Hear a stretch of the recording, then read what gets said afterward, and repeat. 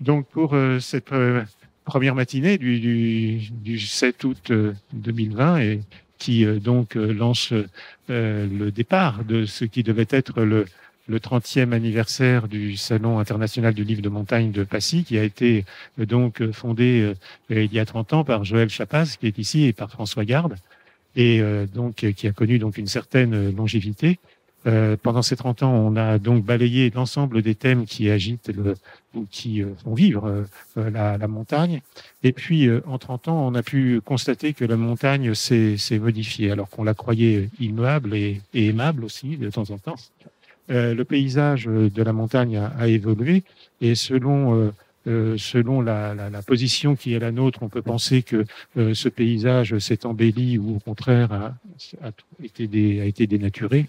Et puis l'environnement de la montagne, c'est-à-dire le milieu dans lequel on vit et dans lequel on évolue, cet environnement a opéré un glissement progressif depuis le plaisir du folklore jusqu'à la folie douce des spectacles réservés aux touristes ou aux pratiquants de la montagne dans certains de leurs excès. Touristes ou pratiquants qui sont parfois avis de grand air, mais aussi parfois de grands airs, et en tout cas de sensations fortes. Donc, pour en savoir davantage sur la façon dont la montagne s'est modifiée et a évolué, nous avons donc pensé que pour parler de ce thème de la montagne sous pression, il était important de croiser les regards d'un certain nombre d'amis qui ont les uns et les autres travaillé ou écrit sur le sujet.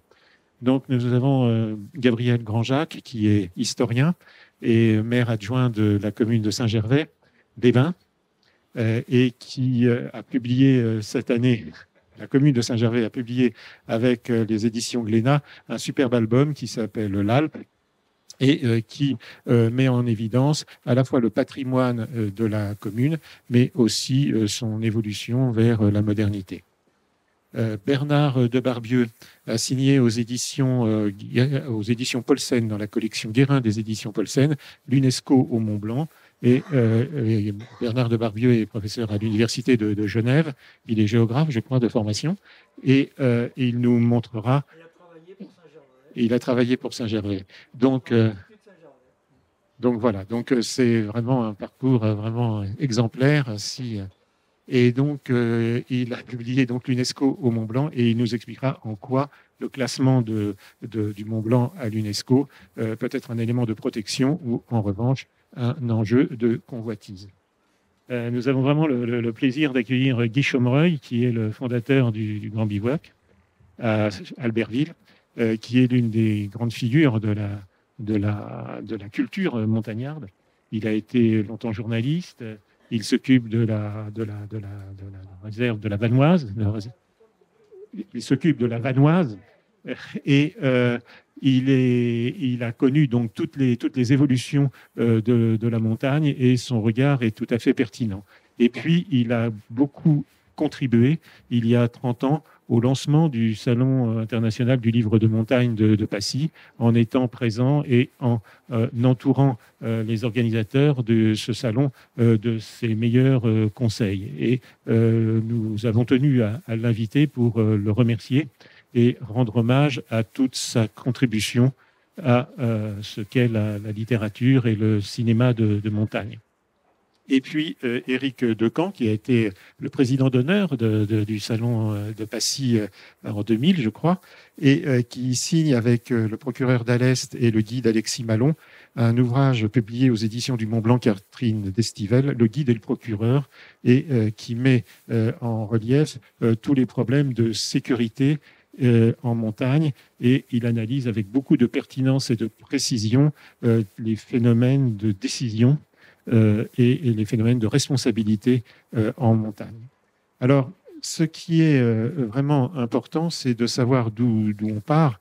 Et donc, la montagne, c'est avant tout un patrimoine, c'est-à-dire un héritage que l'on a reçu de nos anciens et qu'il convient de préserver, et dont il vaut mieux éviter de le saccager.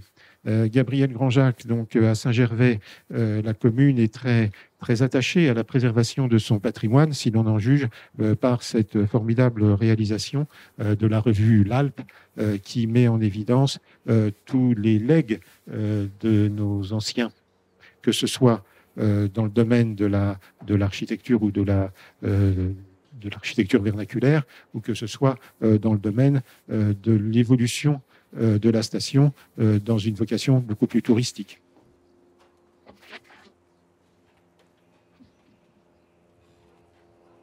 Oui, c'est bon. Hein. Oui, ben, je crois que l'Alpe elle a fait le constat. Donc, c'est une revue qui est arrivée au moment pour faire le constat d'un peu de ce qui se passe à Saint-Gervais depuis une vingtaine d'années. Justement, juste après les années 90, où l'Institut de Saint-Gervais avait, sous l'autorité du professeur Knafou, commencé une étude un peu sur l'histoire du tourisme saint-gervelin. Donc, on dit toujours que Saint-Gervais est multicarte. Hein. Il a différents atouts et il avait du mal d'ailleurs à se positionner entre ses deux grandes sœurs, qui étaient Megève d'un côté et Chamonix de l'autre. Donc, et en voulant essayer de les imiter, elle n'arrivait jamais à trouver son créneau en quelque sorte. Et je crois que depuis une vingtaine d'années, eh bien, on a trouvé le créneau. C'est un appui très très très fort sur le patrimoine, tous les patrimoines, que ce soit le patrimoine naturel, architectural, religieux, rural. Donc, on veut conserver le patrimoine, mais pour aller vers l'avenir, vers demain. Et donc, on a à la fois ce côté défense du patrimoine, mise en valeur du patrimoine, et ouverture sur le devenir, sur l'art, sur la culture, sur l'art contemporain. Et maintenant, on est devenu pratiquement une station qui s'appuie très, très, très fort sur l'art contemporain, que ce soit avec Pilpon, que ce soit avec les œuvres qu'on a partout, quoi. Ouais. C'est tout à fait exemplaire avec là récemment à l'église de Saint-Gervais, donc des vitraux ultramodernes du Perquim. Oui. L'église de Saint-Gervais symbolise à la fois cette démarche qui est tout à fait la nôtre, puisque d'une part, donc, on l'a restaurée il y a 2 ans dans le cadre du baroque, et elle avait déjà été déformée au XIXe siècle. Le retable avait été déformé, les peintures avaient été déformées, et donc on a retrouvé l'origine du vrai baroque, type XVIIIe siècle.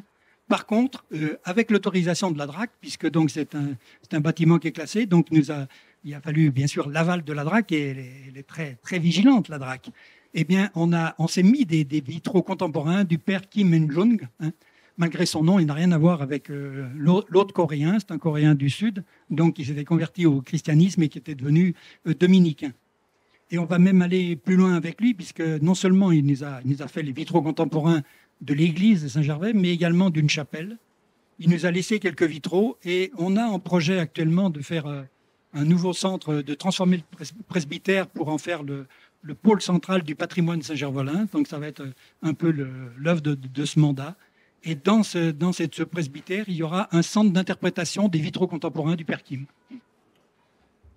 Donc Saint-Gervais est une commune de haute altitude, hein, la commune de la rencontre de l'art et de l'histoire, et de la culture et de l'émotion. Autrement, nous sommes relativement bas, 800 mètres pour les stations de ski, mais il paraît que nous allons très haut.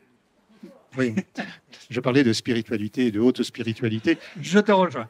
Comme on le retrouve également dans la superbe revue Encouter, qui est dirigée par Gabriel Granjac et qui justement s'attache à défendre le patrimoine dans ce qu'il a de plus profond et de plus important, parce que cela met en valeur tous ces gens qui ont fait vivre la montagne. Et alors, ce que l'on voit à Saint-Gervais, donc cette tradition qui perdure et qui s'adapte progressivement au monde moderne, est-ce que l'on rencontre ce type d'évolution, ce type de bon mélange en Vanoise ou dans les pays de Savoie? Guy Chaumerey. Oui, alors malheureusement, vous parlez à un président du parc de la Vanoise qui a fait 2 ans de mandat et qui s'est affronté au problème de la charte, que généreusement 2 communes sur 27 ont signé. Donc c'est très compliqué. Je vais parler sous la houlette un peu de Bernard, parce que moi je suis pas un scientifique, mais ne vais pas faire un long discours, mais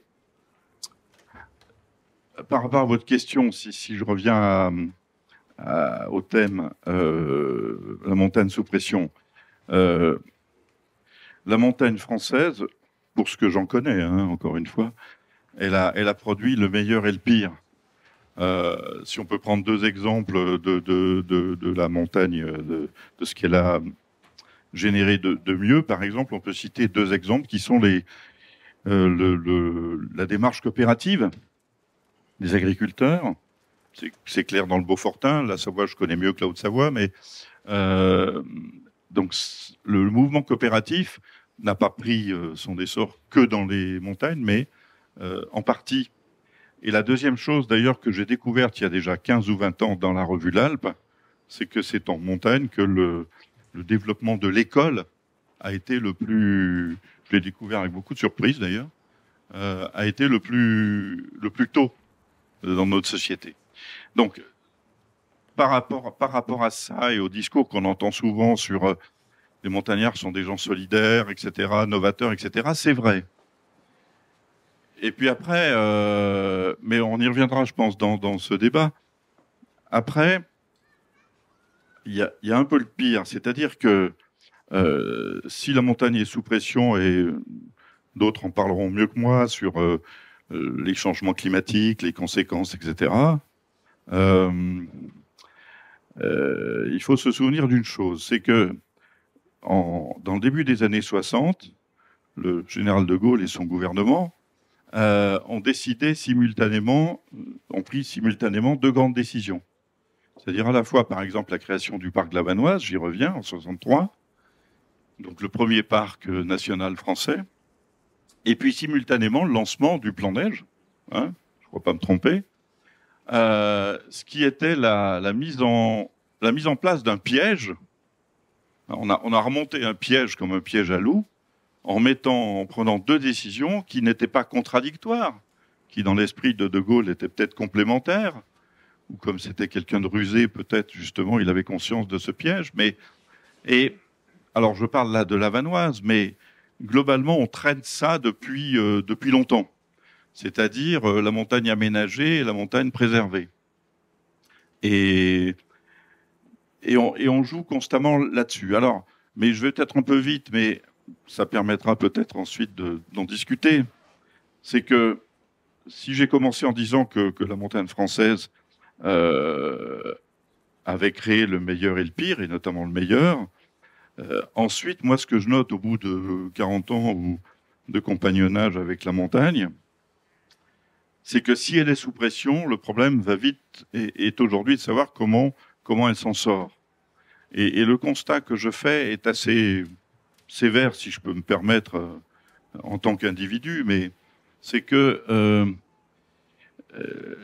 la montagne française est c'est un puzzle d'éléments, de lobbies, d'organismes, de professions qui défendent chacun leur intérêt, souvent contradictoires, et qui, pour l'heure, ça change depuis peut-être une dizaine d'années, mais c'est récent, pour l'heure, n'ont jamais réussi à avoir un débat véritable. Et je m'arrêterai là simplement en disant que en montagne, il y a tellement d'acteurs. Je vais en oublier, mais il y a d'abord les montagnards sportifs, le monde de l'alpinisme. Il y a bien sûr le monde agricole. Il y a les élus qui n'ont trouvé que récemment l'occasion de se réunir un peu mieux, mais qui ont accumulé pendant des décennies des organismes différents qui se sont empilés. Il y a les organismes de promotion qui vous vendent la montagne waouh. Il y a bien sûr les mouvements, les Verts, les écologistes, etc. Et que tout ce petit monde qui jure souvent leur grand Dieu qu'on va se mettre d'accord et qu'on va arriver à définir un vrai projet pour la montagne, pour l'instant on n'y est pas. Donc, alors, juste pour terminer sur votre question sur le parc de la Vanoise, on en a eu une démonstration assez spectaculaire.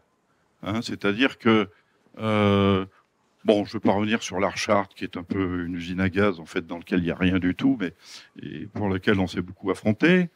Mais les populations n'ont toujours pas compris ce qu'était, ou voulu comprendre, ou ont eu raison de ne pas comprendre ce qu'était le parc. Les élus ont joué souvent un jeu assez compliqué à comprendre, surévaluant l'animosité souvent des populations vis-à-vis du parc, parfois à juste raison. L'établissement du parc national de la Vanoise, qui fait partie de ces grands organismes qui n'ont pas toujours été, je le dis parce que j'ai été président et je suis membre encore du bureau, mais qui n'ont pas toujours été attentifs aux populations, aux attentes des populations, et se sont souvent comportés comme les gardiens du temple, qui était leur rôle, qui est notre rôle, mais pas uniquement. Et tout ça a fait une espèce de non-débat, de non-échange, etc. Bref, je pense que on va en reparler, mais la montagne sous pression, on va pas faire de longs discours là-dessus. On connaît les pressions actuelles, climatiques, capitalistiques aussi, d'aménagement du territoire, d'intérêts bien compris aussi, etc. Le problème, c'est de savoir comment est-ce que la montagne et les montagnards sont vraiment capables, enfin, de se mettre autour d'une table et d'avoir un véritable plan pour la montagne française. Et en plus, on est dans les Alpes, alors qu'en plus, en toute logique, on y joint les Pyrénées, le Massif central, les Vosges, le Jura. Alors là, c'est un sacré patchwork. Donc voilà, j'ai peut-être été un peu vite, un peu loin, mais la montagne est un territoire, comme beaucoup d'autres, hein, c'est pas très nouveau, mais de double ou de triple discours, quoi. De double et triple discours. Je vous en donne juste un dernier exemple qui va peut-être pas faire plaisir à Saint-Gervais, mais il y a d'autres. Mais tout d'un coup, parce qu'il y a le Covid ou la Covid, la montagne redécouvre la saison d'été. Alors, la pub, c'est ouais, c'est super. Alors la montagne, vraiment, c'est pour tout le monde. Venez l'été, etc. Quoi. Ça fait 50 ans qu'on nie la saison d'été. Je ne dis pas spécialement pour la station où on est, hein, et je le dis pas par flagornerie et par politesse. Hein. Je pense qu'ici et ailleurs, il y a des exemples de bons développements de la montagne l'été. On peut citer Ossois aussi, en Savoie ou d'autres. Mais tout d'un coup, on découvre. Alors que ça fait 40 ans qu'on ferme les organismes d'éducation populaire, de vacances populaires. Ça fait 40 ans qu'on ferme les maisons d'accueil pour les colonies de vacances et les centres, etc., quoi. Mais bon, si maintenant c'est l'effet waouh, tant mieux. On voit bien la complexité des discours portant sur la montagne. Et il y a quelques années, on avait reçu ici même Jean-Robert Pitt, qui est le président de la Société de géographie, et qui avait beaucoup parlé des travaux de Philippe Lamour, qui justement avait dépensé beaucoup d'énergie justement à trouver le lien entre entre le monde agricole et le monde économique, avec beaucoup de résistance au changement. Oui, alors, tu vas être obligé du coup de repasser un petit coup de machin, mais sur le micro. Je voulais pas en parler parce que c'est un truc un peu douloureux. Mais Philippe Lamour, en 2 mots, a été le créateur, l'initiateur de ce qu'on a appelé ensuite la DATAR, hein, je ne me trompe pas. Et il a créé la Grande Traversée des Alpes en disant, mais au fond, ce GR5, au moment où les stations de la 3e génération se développaient, enfin un essai se développait, il s'est dit, mais nous, dans les Hautes-Alpes, on fait quoi? Donc il a pris le GR5 qui existait déjà, et il a fait en sorte que des établissements soient tout le long, et il a donné enfin un projet économique à un sentier. Je pense que c'était une des premières fois en France, sous réserve de me tromper. 40 ans plus tard, un peu plus, je dirige la Grande Traversée des Alpes, puis je la préside. Une des régions partenaires s'en va, et je demande la liquidation de la GTA. Silence total et absolu de l'ensemble des partenaires de la montagne. La GTA, c'était 350 hébergements. C'était un chiffre d'affaires de plusieurs millions d'euros chaque année. Voilà. Mais je ne voulais pas trop en parler parce que je ne veux pas que ça soit mis sur le ton un peu de l'amertume, mais c'est un bon exemple de ce qui peut arriver à un organisme de développement interrégional et qu'on a laissé mourir dans la plus grande indifférence. Parce que vous l'avez bien dit, il y a beaucoup de moyens de pression et qui sont des pressions politiques ou économiques parce que la montagne devient un objet de convoitise, qui va bien au-delà de l'espace de liberté dans lequel les guides et les adeptes de la montagne veulent bien s'ébrouer de façon libre. Alors, en ce qui concerne cette complexité entre le fait de vouloir la protéger et le fait de vouloir l'équiper et y consommer des biens de consommation, quels sont les moyens? Est-ce que le fait de classer la montagne de Mont-Blanc, par exemple, à l'UNESCO, est-ce que c'est un élément de protection ou est-ce que c'est en revanche un appel d'air pour d'autres projets économiques à la rentabilité certaine? Merci.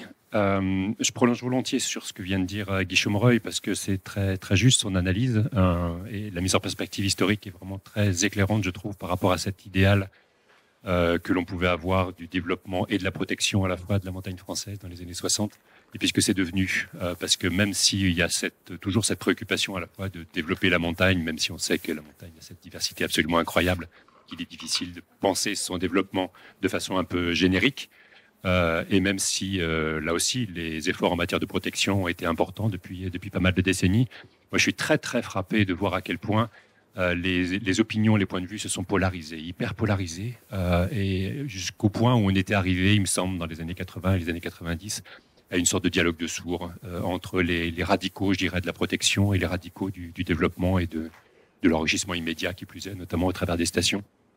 Et à ce moment-là, j'étais vraiment très, très inquiet de ce que ça pouvait donner. Et d'autant qu'encore une fois, c'est vraiment une spécificité française, un peu italienne aussi, mais qu'on trouve beaucoup, beaucoup moins dans le reste des Alpes et dans le reste des montagnes du monde, où cette bipolarisation et cette excitation un peu générale, cette frénésie quelque part de vouloir en découdre, avait atteint une sorte de point culminant que je trouvais absolument stupéfiant.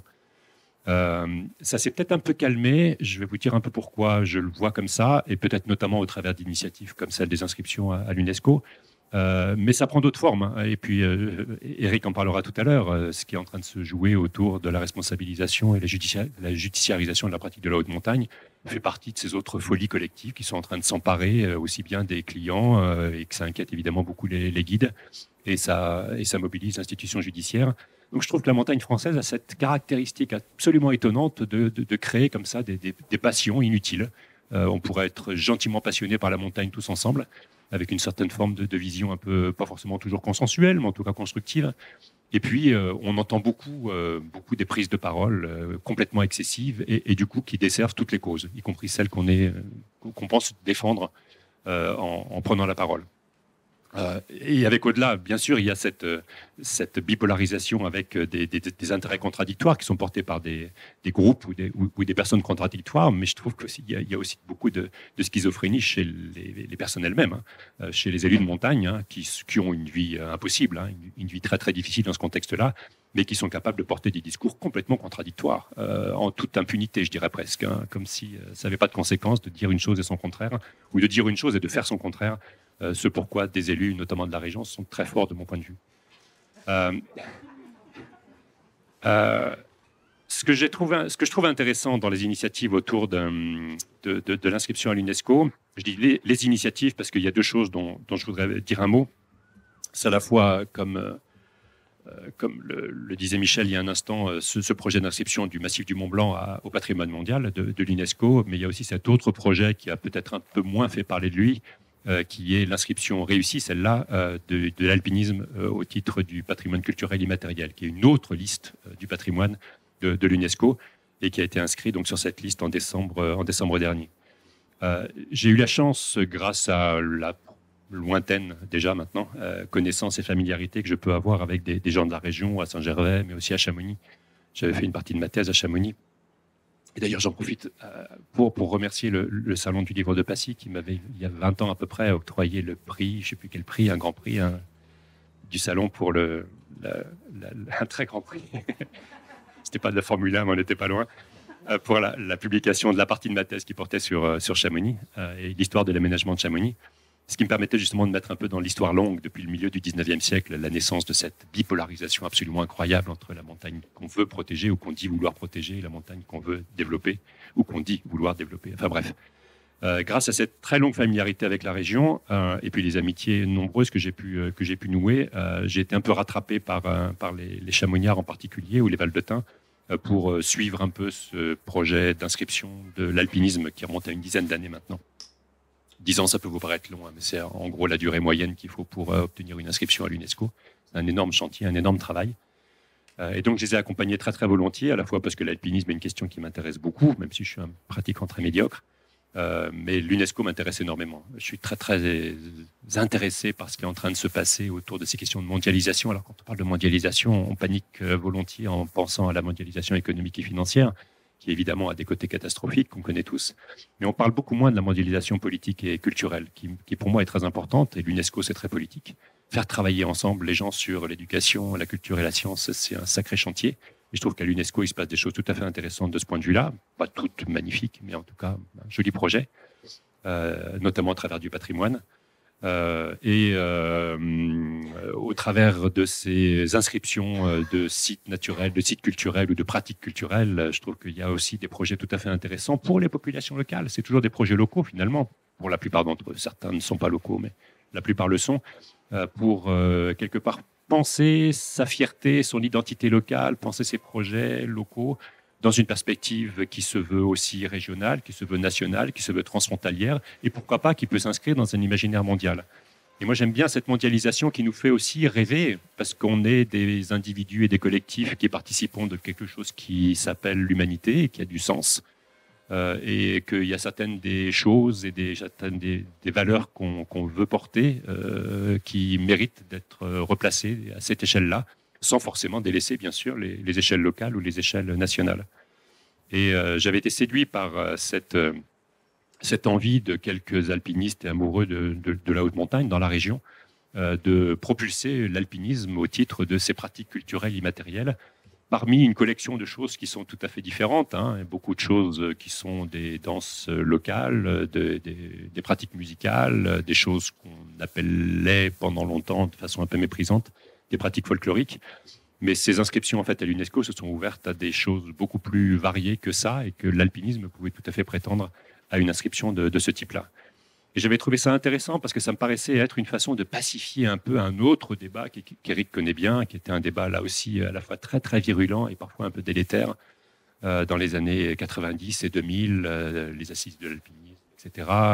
Qu'est-ce que c'est que le vrai alpinisme? Est-ce que les grimpeurs sont des vrais alpinistes? De vouloir définir des identités ou des légitimités contrastées sur la pratique de l'alpinisme, tout en faisant le constat d'évolutions qui sont assez radicales. Je parlais de la judiciarisation, on en reparlera tout à l'heure, Eric, qui est un vrai enjeu, la médiatisation, l'esprit de compétition qui se développe beaucoup dans ou autour de l'alpinisme. Il y avait des vrais enjeux qui inquiétaient beaucoup les porteurs de projets, Chamoniards et Valdôtains, que j'ai accompagnés.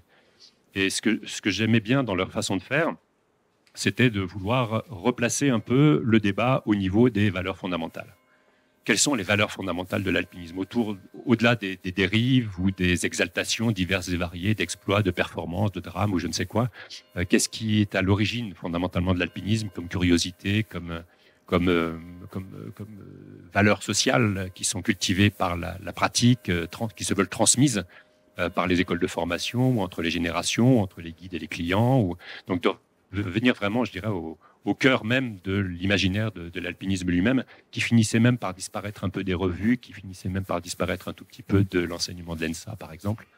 Ça en était presque inquiétant de voir à quel point on perdait le fil de ce qui avait constitué le noyau dur de l'alpinisme, disons, à partir du milieu du 19e siècle. Donc c'est là-dessus qu'ils ont voulu travailler, et c'est aussi ça qu'ils voulaient promouvoir au travers de cette inscription à l'UNESCO. Et ça a marché, puisqu'encore une fois, l'inscription a été acquise. Et je peux vous dire qu'elle a suscité un très fort enthousiasme au sein même de l'UNESCO, au sein même des pays signataires, des États signataires de la convention correspondante, qui a été adoptée en 2003, à tel point que cette inscription est devenue un peu emblématique de cette idée même de patrimoine culturel et matériel au niveau de l'UNESCO.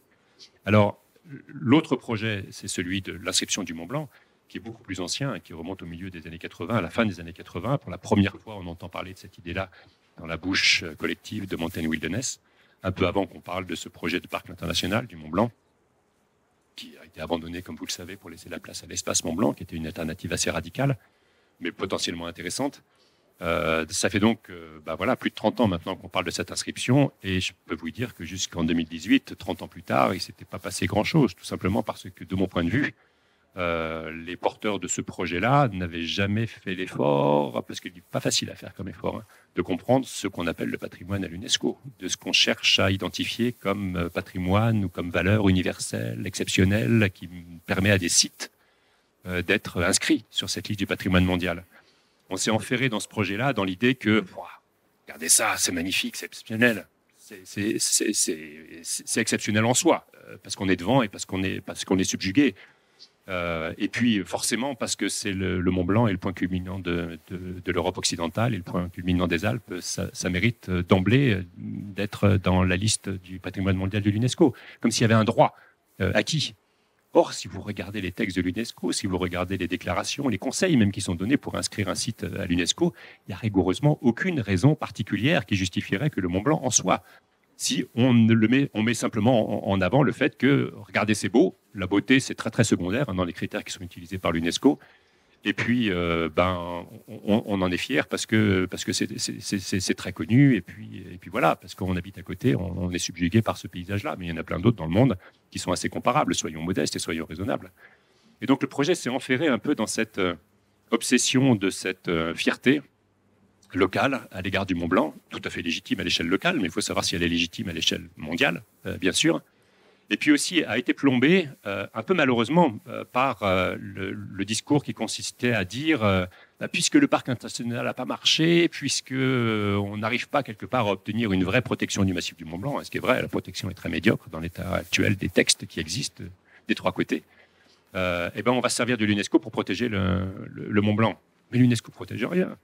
L'UNESCO ne décrète rien, l'UNESCO n'a pas des gardes de parcs nationaux, parce que l'UNESCO ne crée pas de parcs nationaux. L'UNESCO ne fait que identifier des sites qui sont déjà protégés d'une façon ou d'une autre, pas forcément sur le mode d'un parc national, mais des sites qui sont déjà protégés, qui font l'objet d'instruments de gestion qui sont solides et qui permettent de conserver ce qu'on veut promouvoir à travers l'inscription. Et puis l'UNESCO ne donne pas d'argent, ne contribue pas à monter un projet. Bref, ils sont juste là pour sanctionner une proposition et puis veiller après à ce que les engagements soient respectés. Et le fait que ça a été présenté dans un premier temps, et on comprend bien pourquoi, les présentés dans un premier temps comme étant une nouvelle façon d'imaginer une bonne protection parce qu'on n'y arrive pas autrement, ça a plombé le projet localement, parce que les élus locaux et les populations locales, un peu à Saint-Gervais, un peu à Chamonix, un peu partout, se sont dit, ça y est, ils nous ramènent encore une sorte de parc national qui ne s'appelle pas un parc national, et puis ça va nous plomber l'avenir, et puis ça va nous confisquer, et puis maintenant le Mont Blanc va être géré par l'UNESCO, évidemment, fantasme parmi d'autres fantasmes, mais qui a véritablement plombé le projet. Pendant 30 ans. Il n'a pas avancé. Alors après, les États n'ont pas réussi à se mettre d'accord. Entre la France, l'Italie et la Suisse, les points de vue étaient un peu différents.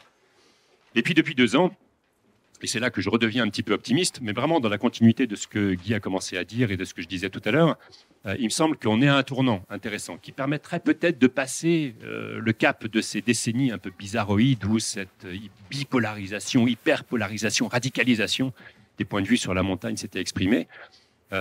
Apparaît un nouveau scénario qui utilise une autre filière de valorisation des sites à travers l'UNESCO qui s'appelle les paysages culturels, qui viserait à rendre compte, à valoriser, à mettre en avant et à vouloir célébrer et protéger en tant que tel, pas uniquement les aspects naturels du massif du Mont Blanc, pas uniquement les aspects culturels, qui ne sont pas très faciles à valoriser en tant que tel, mais une sorte de mixte, comme s'il y avait une sorte de longue histoire dont la population locale serait fière, et je pense qu'elle en est fière, une longue histoire de rapports, de relations entre la population locale, mais aussi les touristes, mais aussi les visiteurs lointains, avec cet environnement particulier qui fait partie de cet imaginaire fondamental de la nature et de la haute montagne qu'on peut avoir, mais pas simplement dans la région. Et pas simplement en France, en Suisse et en Italie, mais dans toute l'Europe occidentale. Et dans le monde entier, le Mont Blanc a une histoire absolument incroyable, qu'on voit à travers l'histoire de l'alpinisme, qu'on voit à travers l'histoire des sciences au XVIIIe siècle, au XIXe siècle, il a guidé, il a orienté cet imaginaire de la nature, cet imaginaire de la montagne qu'on peut avoir depuis 2 siècles et qui s'est largement mondialisé à travers la mondialisation de l'alpinisme et la mondialisation de la science aussi, et des sciences naturelles en particulier. Et là, il y a une vraie carte à jouer. Et si véritablement on arrive, alors c'est un des scénarios possibles, mais pour moi je le trouve très très très très porteur, c'est ce que j'essaie d'expliquer dans le livre, si on arrive à s'emparer de cette vision du Mont Blanc et de cette vision de la haute montagne qui dépasse un peu ce conflit entre protection et développement, ou qui quelque part les replace dans un contexte historique. L'histoire de la protection, l'histoire du développement, c'est la même histoire, c'est l'histoire d'une passion pour ou contre la nature. Donc une passion qui s'est exercée par rapport à cette chose qu'on a inventée au XVIIIe siècle, la nature, cet imaginaire de la nature, qu'on a voulu petit à petit protéger de plus en plus, ou qu'on a voulu de plus en plus exploiter, mais au bénéfice aussi des plaisirs que les touristes par millions peuvent venir chercher à éprouver en contemplant ou en pratiquant cette nature. Donc si on arrivait à prendre un petit peu de recul par rapport à cette bipolarisation, cette excitation généralisée sur les grands conflits de la deuxième moitié du XXe siècle, à mon avis, on peut le faire avec cette réflexivité, comme on dit parfois, accrue, quoi. En prenant un petit peu de recul et puis en disant « Ah ouais, là, il s'est passé des choses importantes, exceptionnelles et de portée universelle. » C'est un peu l'histoire du rapport entre peut-être pas l'humanité dans son ensemble, mais en tout cas l'humanité occidentale, le monde occidental, notre monde à nous, mais qui s'est beaucoup développé, comme vous le savez, dans son rapport à la nature et à la montagne, qui s'est joué ici. Et c'est peut-être ça qui peut être valorisé dans le cadre d'une inscription que je crois voir redémarrer et peut-être aboutir, mais pas avant 10 ans encore. Je crois qu'on ne peut être qu'impressionné par l'enthousiasme de Bernard de Barbieux. Et puis, on ne peut qu'être impressionné par cette opiniâtreté, cette obsession qui a été la sienne pour, je dirais, promouvoir ce projet et le faire aboutir, de façon à valoriser le lieu, ce qu'il représente, et surtout de façon à aller jusqu'au bout de cette volonté de transmettre à la fois les savoir-faire des gens de la montagne et puis des pratiques culturelles, qu'elles soient artistiques, qu'elles soient sportives. Et c'est vraiment merci d'avoir aussi brillamment résumé l'ensemble de ce projet. Parce qu'on sait que la montagne est une terre de passion. On le sait mieux que personne ici, au plateau d'Assy, c'est le lieu des passions tristes, puisqu'on a été marqué pendant des années par la tuberculose. C'est aussi le lieu, la montagne, des passions inutiles, lorsqu'elle devient un objet de convoitise un peu trop exacerbé. Et puis, c'est aussi le lieu des passions impures, hein, tu l'as dit tout à l'heure, et puis aussi des passions pures, parce que la montagne est un espace de liberté, un espace où finalement on recherche à toujours s'élever au-delà au-delà du monde ordinaire de la vallée pour essayer d'approcher le ciel et essayer de voir ce qu'il peut y avoir au-dessus de ces sommets. Et c'est peut-être la vocation du guide que d'être passionné, que d'être animé par cette passion d'aller toujours plus haut, toujours plus loin, toujours plus vite. On a la chance d'avoir une Formule 1 de l'alpinisme avec nous. Donc, qu'est-ce qui a animé sa passion? Qu'est-ce qui l'a fait passer de la montagne Sainte-Geneviève, puisqu'il était élève à l'école polytechnique, au sommet du Mont Blanc et de l'Everest? Est-ce vraiment le sujet? Une introduction au sujet. Bon, écoutez, un besoin, une intuition, l'intuition qu'il s'y passerait des choses qui méritaient d'y consacrer du temps et de s'y investir, et essentiellement une intuition. Voilà, c'est ça qui m'a fait passer d'une montagne à l'autre. Et puis après, il se trouve que je ne le regrette pas, mais à de multiples moments, j'aurais pu le regretter. Mais la montagne, l'alpinisme est peut-être une science, mais ce n'est pas une science exacte. Donc, il y a effectivement un certain nombre d'aléas qui font que malgré tout le soin que l'on peut mettre dans la préparation d'une course, malgré toute la science que l'on peut avoir de la montagne, de la neige, etc., il y a des risques qu'on ne retrouve pas forcément dans les modèles mathématiques. Donc, comment est-ce que l'on arrive à apprivoiser ce risque?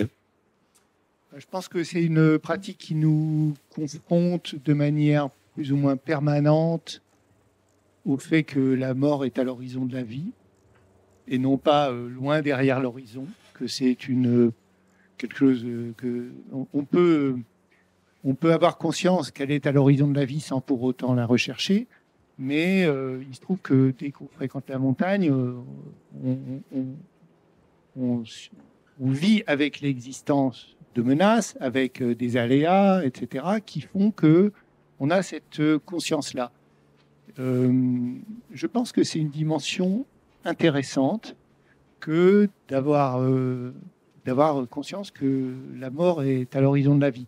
Alors ça nous amène forcément à devoir composer avec l'aléa, à devoir nous demander est-ce qu'on le subit, est-ce qu'on cherche à le réduire, dans quelle mesure, est-ce qu'on peut prétendre à une maîtrise? On comprend assez vite que non. Et à défaut de maîtrise, à quoi peut-on prétendre, sinon à essayer de faire avec ce qui nous entoure? Donc voilà, c'est un peu ça. Je pense que c'est aussi ça, pour répondre à la question initiale, c'est sans doute ça qui m'a aussi un peu excité dans ce rapport à l'environnement, quoi. C'est de le vivre avec le corps, avec les émotions, avec l'intelligence, et de le vivre sans protection, d'une certaine manière, autre que celle qu'on est capable de se donner à soi-même par les moyens qu'on développe. Et est-ce que la surconsommation des pratiques montagnardes a contribué à l'aggravation des risques et à la mise en danger à la fois de la vie des pratiquants et aussi à la mise en danger de la vie des sauveteurs en montagne? Et quelle est la position du guide face à toutes ces pressions qui s'imposent à lui? Il se trouve qu'on a devant nous le syndrome local majeur du phénomène, le grand, là, qui est en face de nous, le Mont Blanc, parce que la caméra n'est pas tournée vers le Mont Blanc, mais on le voit. C'est un phénomène assez intéressant parce que, finalement, c'est un point de fixation. Beaucoup de gens veulent aller là pour des raisons diverses, soit parce que c'est la seule chose dont ils ont entendu parler, c'est-à-dire que pour eux, montagne égale Mont Blanc parce qu'ils ne connaissent rien. Donc voilà, ils n'ont qu'une connaissance, c'est pas du tout péjoratif ce que je dis, hein, mais voilà, quand on ne connaît pas un environnement, il est représenté par certains symboles, et le Mont Blanc en est un, donc forcément il attire pour ça. Il attire parfois tout simplement parce qu'il est le plus haut du continent et qu'il y a des gens qui sont dirigés par les chiffres. Et voilà, donc ils veulent faire à 4000, et puis 4000 ne suffit pas. S'ils comptaient en pieds, ils s'en foutraient, mais il se trouve qu'ils comptent en mètres, et donc 4000 a beaucoup d'importance. Et puis le point le plus haut d'un continent, donc le Mont Blanc, l'Everest, sont des symptômes, quoi, et de processus de fixation. Et puis il y a une autre clientèle aujourd'hui qui est celle des gens qui font des croix. C'est-à-dire à qui il importe de faire dans leur vie l'ascension du Mont Blanc, le marathon New York, etc., etc. Et donc, il n'y a là-dedans absolument aucune curiosité pour la montagne, aucune envie d'explorer cet imaginaire dont Bernard a parlé. Donc, absolument pas ça. C'est un acte de consommation exigeant, parce que je respecte les gens qui courent, c'est pas le problème, mais exigeant pour la personne, mais motivé par quelque chose qui, à titre personnel, m'intéresse absolument pas. Bon, voilà, mais ça existe, et puis pourquoi pas. Donc ça fait que c'est un point de focalisation qui induit forcément des risques. Parce que avoir beaucoup de gens sur un site où des risques objectifs existent, c'est multiplier les chances que des accidents arrivent. Avoir beaucoup de gens qui n'ont absolument aucune culture, aucune pratique, aucun antécédent, c'est multiplier les occasions que des gens y aillent en n'ayant absolument pas conscience de ce à quoi ils s'exposent. Par exemple, le Mont Blanc, globalement, est présenté comme une autoroute par tous les gens qui n'y sont pas allés, et est présenté un peu moins comme une autoroute par les gens qui se sont donné la peine d'y aller, pour peu qu'ils n'aient pas eu la chance de rencontrer des conditions absolument idéales. ils ont conscience tout d'un coup que c'est quelque chose finalement qui est un peu sérieux et qui, si on prenait les choses décemment, demanderait d'être abordé après avoir acquis un minimum d'expérience. Donc c'est vraiment un symptôme intéressant parce que ça nous oblige, là je reprends ma position de guide, hein, en tant que guide, ça nous donne des obligations nouvelles peut-être, ou en tout cas accentuées aujourd'hui. Par exemple, comment peut-on s'assurer qu'une personne a réellement conscience des risques qu'il risque de rencontrer en accomplissant une telle ascension? Comment peut-on ne serait-ce qu'imaginer qu'une personne à qui on explique ce qui peut se passer dans la traversée du couloir du Côté l'ait vraiment compris? De nombreuses fois, je me suis trouvé avec des gens qui en l'ayant enfin sous les yeux, ont réalisé que oui, c'était quand même quelque chose de compliqué, quoi, de dangereux, etc. Donc ça nous impose à nous une pédagogie plus poussée, parce que autant, je pense, il y a une quarantaine d'années, on pouvait espérer avoir affaire à des personnes qui, dans l'ensemble, avaient le souci d'acquérir un minimum de culture, un minimum de pratique avant d'aborder une ascension comme ça, autant aujourd'hui, on peut tomber sur des gens qui pensent que ça se fait sur un coup uniquement avec de la forme physique, quoi. Voilà. Donc ça, c'est exigeant pour nous. L'autre exigence, c'est que on s'aperçoit que c'est très très compliqué quand même d'arriver à convaincre les gens qu'il y a aussi d'autres montagnes dans les Alpes que le Mont Blanc, qui peut-être, là où c'est difficile de convaincre, qui peut-être correspondrait mieux à ce qu'ils en attendent. Voilà. De nombreuses fois, par exemple, j'ai eu conscience que des gens qui désiraient monter au Mont Blanc parce qu'ils étaient convaincus que monter au Mont Blanc consistait à mettre un pied devant l'autre, et pas beaucoup plus compliqué que ça, et qui tombaient des nues quand on leur disait que c'était quand même autre chose. Mais arriver à convaincre de ça, c'est quand même un gros effort. Et on s'aperçoit que c'est aussi une partie de notre responsabilité que de savoir informer sur les risques, s'assurer que ça a été compris, voire même proposer une progression qui va permettre aux gens de se rendre compte par le vécu et non pas seulement par l'échange verbal de ce que c'est qu'un risque en montagne. Parce que tant qu'on n'a pas mis les pieds dedans, c'est bien compréhensible qu'on ne peut pas se le représenter. Quelqu'un qui n'a jamais été confronté, qui n'a jamais vu tomber une pierre, il ne peut pas savoir ce que c'est. Il ne peut pas savoir la dangerosité de cette chose-là. Et donc, ça nous donne des obligations supplémentaires en termes de pédagogie, et ça nous donne des responsabilités peut-être qui se précisent encore d'une manière particulière aujourd'hui. Oui, tout à fait. Et on retrouve dans ce livre signé avec Jacques Dallest et Alexis Malon l'ensemble des éléments qui mettent en jeu la responsabilité du guide, à la fois dans la décision qu'il est amené à prendre, mais aussi dans l'information préalable qu'il doit avoir quant aux capacités de ses clients. Mais en ce qui concerne la mise en jeu de la responsabilité, elle incombe au guide, mais elle incombe également aux élus, j'imagine, surtout lorsqu'ils ont sur leur commune un sommet aussi prestigieux que le Mont Blanc.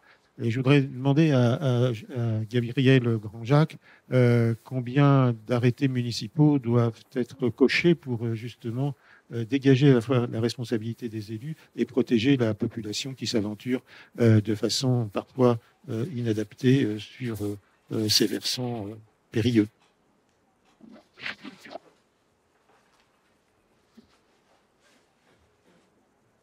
Oui, là, je suis incapable de répondre sur le nombre d'arrêtés qu'a pu prendre Jean-Marc. Je lui laisse la parole et interviewer-le directement. Donc, je voudrais peut-être revenir sur le débat développement, protection. Et peut-être souligner la pierre qu'on a essayé d'apporter pour la construction du temple idéal de la montagne. Donc, on avait une philosophie d'abord, la montagne à l'état pur, qu'on a essayé d'appliquer avec nos contradictions aussi d'élus. Bon, tous les élus ont leurs contradictions, ça, je le reconnais. Donc, on a essayé notre maire, donc Jean-Marc Payex, a posé le problème de la surfréquentation. Il l'a posé avec son caractère que vous connaissez tous, donc qui est quelquefois un peu brutal. Mais sur le fond, bon, il y a quand même un problème de la surfréquentation, même s'il a dû s'opposer au fameux concept que développent certains montagnards et guides de la liberté. Bon, bon là aussi, il peut y avoir des contradictions.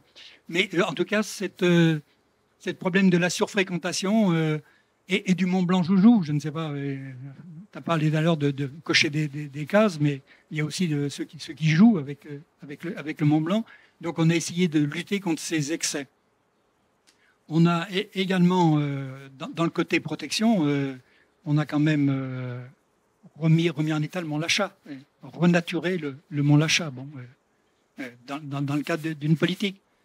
Et également dans le cadre de la protection environnementale globale, il y a nos 2 grands projets actuels de l'espace valléen, donc d'un ascenseur qui partirait du Fayet, qui permettrait de bloquer toutes les voitures dans le bas de la vallée, et même avant, puisque donc on peut venir en train. Ce projet part directement de la gare et arrivera à l'autre gare de Saint-Gervais.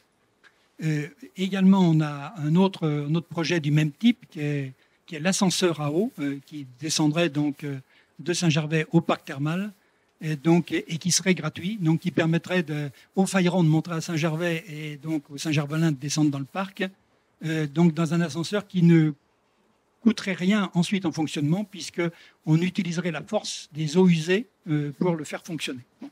Voilà quelques pierres qu'on a posées, il y en a d'autres. On a aussi nos contradictions, il faut aussi bien sûr développer.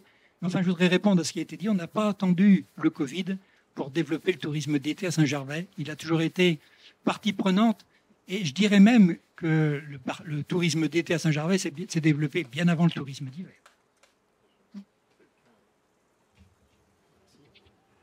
Et je dois dire que le tourisme d'été à Saint-Gervais a été mis en valeur là il y a une vingtaine d'années par notre ami Jean-Paul Guay, qui a été l'un des promoteurs aussi du salon du livre de montagne de Passy, et qui, par la mise en valeur du chemin du baroque, a largement contribué à attirer sur sa commune un certain nombre de tourismes passionnés par justement cette valeur patrimoniale de notre environnement.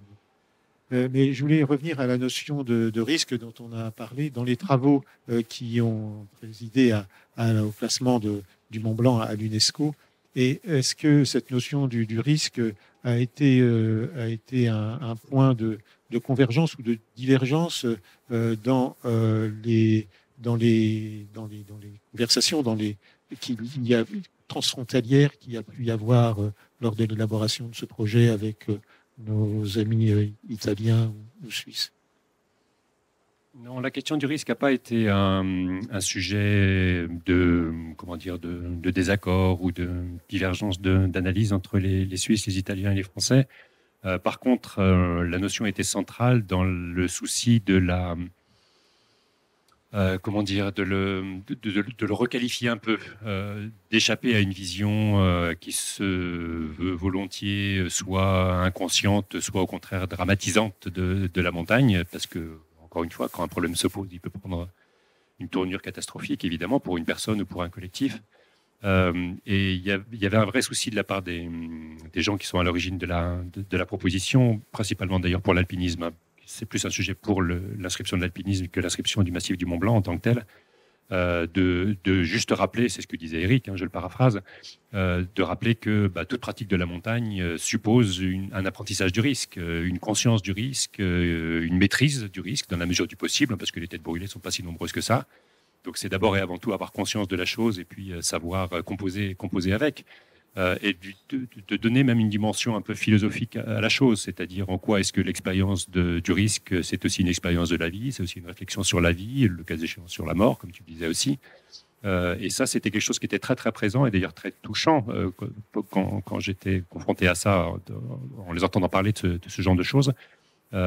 Précisément, encore une fois, dans cette idée d'échapper un peu à cette vision peut-être trop binaire et simpliste que finalement tout le monde peut tout faire, ou au contraire, le drame est toujours présent. Quelque part derrière l'inscription de l'alpinisme, il y avait ce souci de promouvoir une vision ordinaire mais responsable de l'alpinisme, sans banaliser et sans être obsédé par l'exploit ou par le drame. Juste rappeler que l'alpinisme, c'est encore une fois une vieille pratique sociale maintenant, une vraie culture au centre de laquelle se joue la question du rapport au risque, qu'il faut prendre au sérieux, qu'il ne faut pas exalter de façon romantique, hein, c'est fini, on n'est plus au début du 19e siècle, et qu'il faut savoir prendre au sérieux et intégrer quelque part dans l'exercice de transmission auquel procèdent notamment les guides. Et puis, en montagne, le fait d'être expérimenté ne suffit pas toujours, parce qu'il y a un élément d'incertitude qui intervient et qu'on ne peut pas forcément anticiper ni gérer. Voilà, on a un rapport à l'aléa un peu particulier parce que on est quand même dans un environnement, je pense, de société qui a tendance à privilégier l'ambition de se rendre maître des choses. Et nous, on est confronté à un environnement qui nous interdit d'avoir cette ambition. Donc, il y a une petite contradiction qui peut se résumer à une chose qu'un jour un copain m'a dite d'ailleurs. Je partais en expédition, il m'a dit sois prudent, encore que la prudence serait de ne pas y aller. Donc voilà, on est absolument dans cette contradiction. Et puis je voudrais profiter que le micro m'est confié pour faire une petite incise autour de cette histoire de liberté. Quand même, c'est un truc qui me chiffonne, quoi. C'est-à-dire que le discours des alpinistes sur eux-mêmes et peut-être en partie le discours des gens de la montagne sur eux-mêmes privilégie, brandit comme un slogan l'espace de liberté. Voilà. Alors moi, je vais vous dire, je pense que la haute montagne, c'est un espace de contrainte. Pourquoi ? Parce qu'on ne sait pas le temps qu'il va faire, parce qu'il faut prendre des précautions, parce que si, parce que ça. Donc en fait, c'est fondamentalement un espace de contrainte dans lequel on éprouve un sentiment de liberté. Ce truc-là, je pense qu'il y a une confusion, quoi. Le fait de se sentir libre ne veut pas dire que c'est un espace dans lequel je peux faire ce que je veux, quoi. Voilà. Et tout l'objet du bouquin pour lequel j'ai été invité ici, c'est une rencontre avec un magistrat, Jacques Dallest, qui a été content de trouver des montagnards ayant envie d'ouvrir leur monde, et lui a été content d'ouvrir son propre monde aussi, c'est-à-dire de faire se rencontrer des élites autoproclamées qui ont tendance un peu chacune à rester dans sa tour d'ivoire. Voilà, et la question du rapport à la liberté est vraiment très importante là-dedans, pour plusieurs raisons, parce que, comment dire, à un moment donné, ce à quoi nous confronte justement ce que nous avons mis en œuvre dans cette rencontre, finalement, c'est d'associer la liberté à la responsabilité. Et non pas de dire, à partir du moment où je vais en montagne, je sors du commun, je ne réponds plus je peux m'affranchir de la loi commune, je suis libre, etc. Je suis libre de me tuer, très bien, ça, nous le sommes tous, heureusement. Mais malheureusement, si quelqu'un meurt à côté de moi, qu'en est-il de ma liberté, quoi ? Voilà, donc c'est un gros sujet à mes yeux et qui me semble assez symptomatique, là encore, du rapport des gens qui aiment la montagne avec cet environnement de nature. C'est-à-dire que c'est pas parce qu'on le vit avec un intense sentiment de liberté que on doit laisser au second plan la question de la responsabilité. Et le travail qu'on a fait ensemble d'Oasis Bouquin, à titre personnel, il était motivé par une chose, c'est de prendre conscience que dès lors qu'on est confronté au monde judiciaire, en fait, on est interrogé sur nos actes, non plus en tant que montagnard, mais en tant que personne à qui il est arrivé quelque chose. On est interrogé sur nos actes de la même manière qu'un conducteur pourra être interrogé sur ses actes s'il est interrogé sur les circonstances d'un accident dans lequel quelqu'un a perdu la vie. On est interrogé sur nos actes de la même manière que quelqu'un qui a vécu, contribué à un accident domestique va être interrogé parce qu'on va essayer de comprendre ce qui s'est passé pour savoir si, par exemple, quelqu'un a commis une faute. Voilà. Et ce moment-là où on considère l'accident de montagne non plus comme un accident exceptionnel qui se passe dans un environnement exceptionnel, fréquenté par des gens exceptionnels, mais comme un accident de la vie qui se passe dans un lieu de vie fréquenté par des gens normaux, je pense que c'est assez salubre d'être capable de s'interroger de cette manière-là sur nos actes, nos décisions et l'enchaînement des choses qui peuvent un jour conduire à l'accident. L'ambition de ça, c'est pas forcément en savoir plus sur la justice. Forcément, dans cette interaction, j'ai appris beaucoup de choses. Ça m'a beaucoup intéressé, mais ce qui m'a intéressé là-dedans, c'est qu'est-ce que ça peut m'apporter pour moi, avoir un peu quelques points de vigilance supplémentaires qui vont me permettre d'éviter l'accident dont on a tous compris, dès qu'on a un peu de pratique, qu'il peut nous arriver, même si on a beaucoup d'expérience et la technicité qu'il faut et tout ça, justement parce qu'il y a de l'aléa.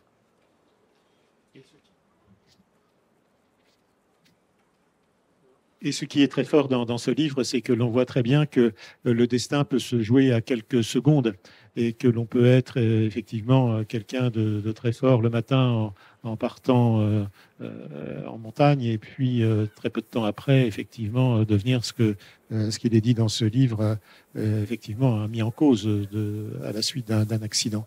Et ce qui est vraiment très intéressant dans ce livre, c'est que on voit bien quelle est l'insécurité et l'intranquillité dans laquelle on peut être amené à évoluer au cours d'une vie professionnelle.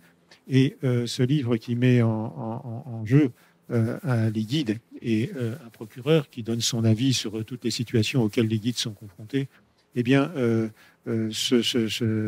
cet échange peut s'adapter à toutes sortes de professions.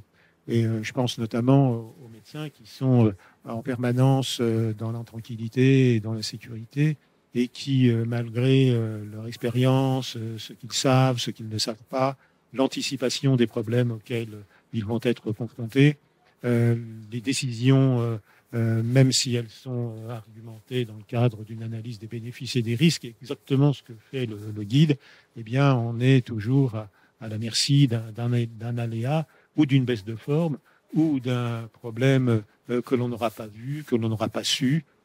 Et pire encore, comme disait Jean Bernard dans l'un de ses poèmes écrits à Fresnes pendant la guerre, une idée folle, une idée neuve, une idée folle et une idée qui n'était pas bonne.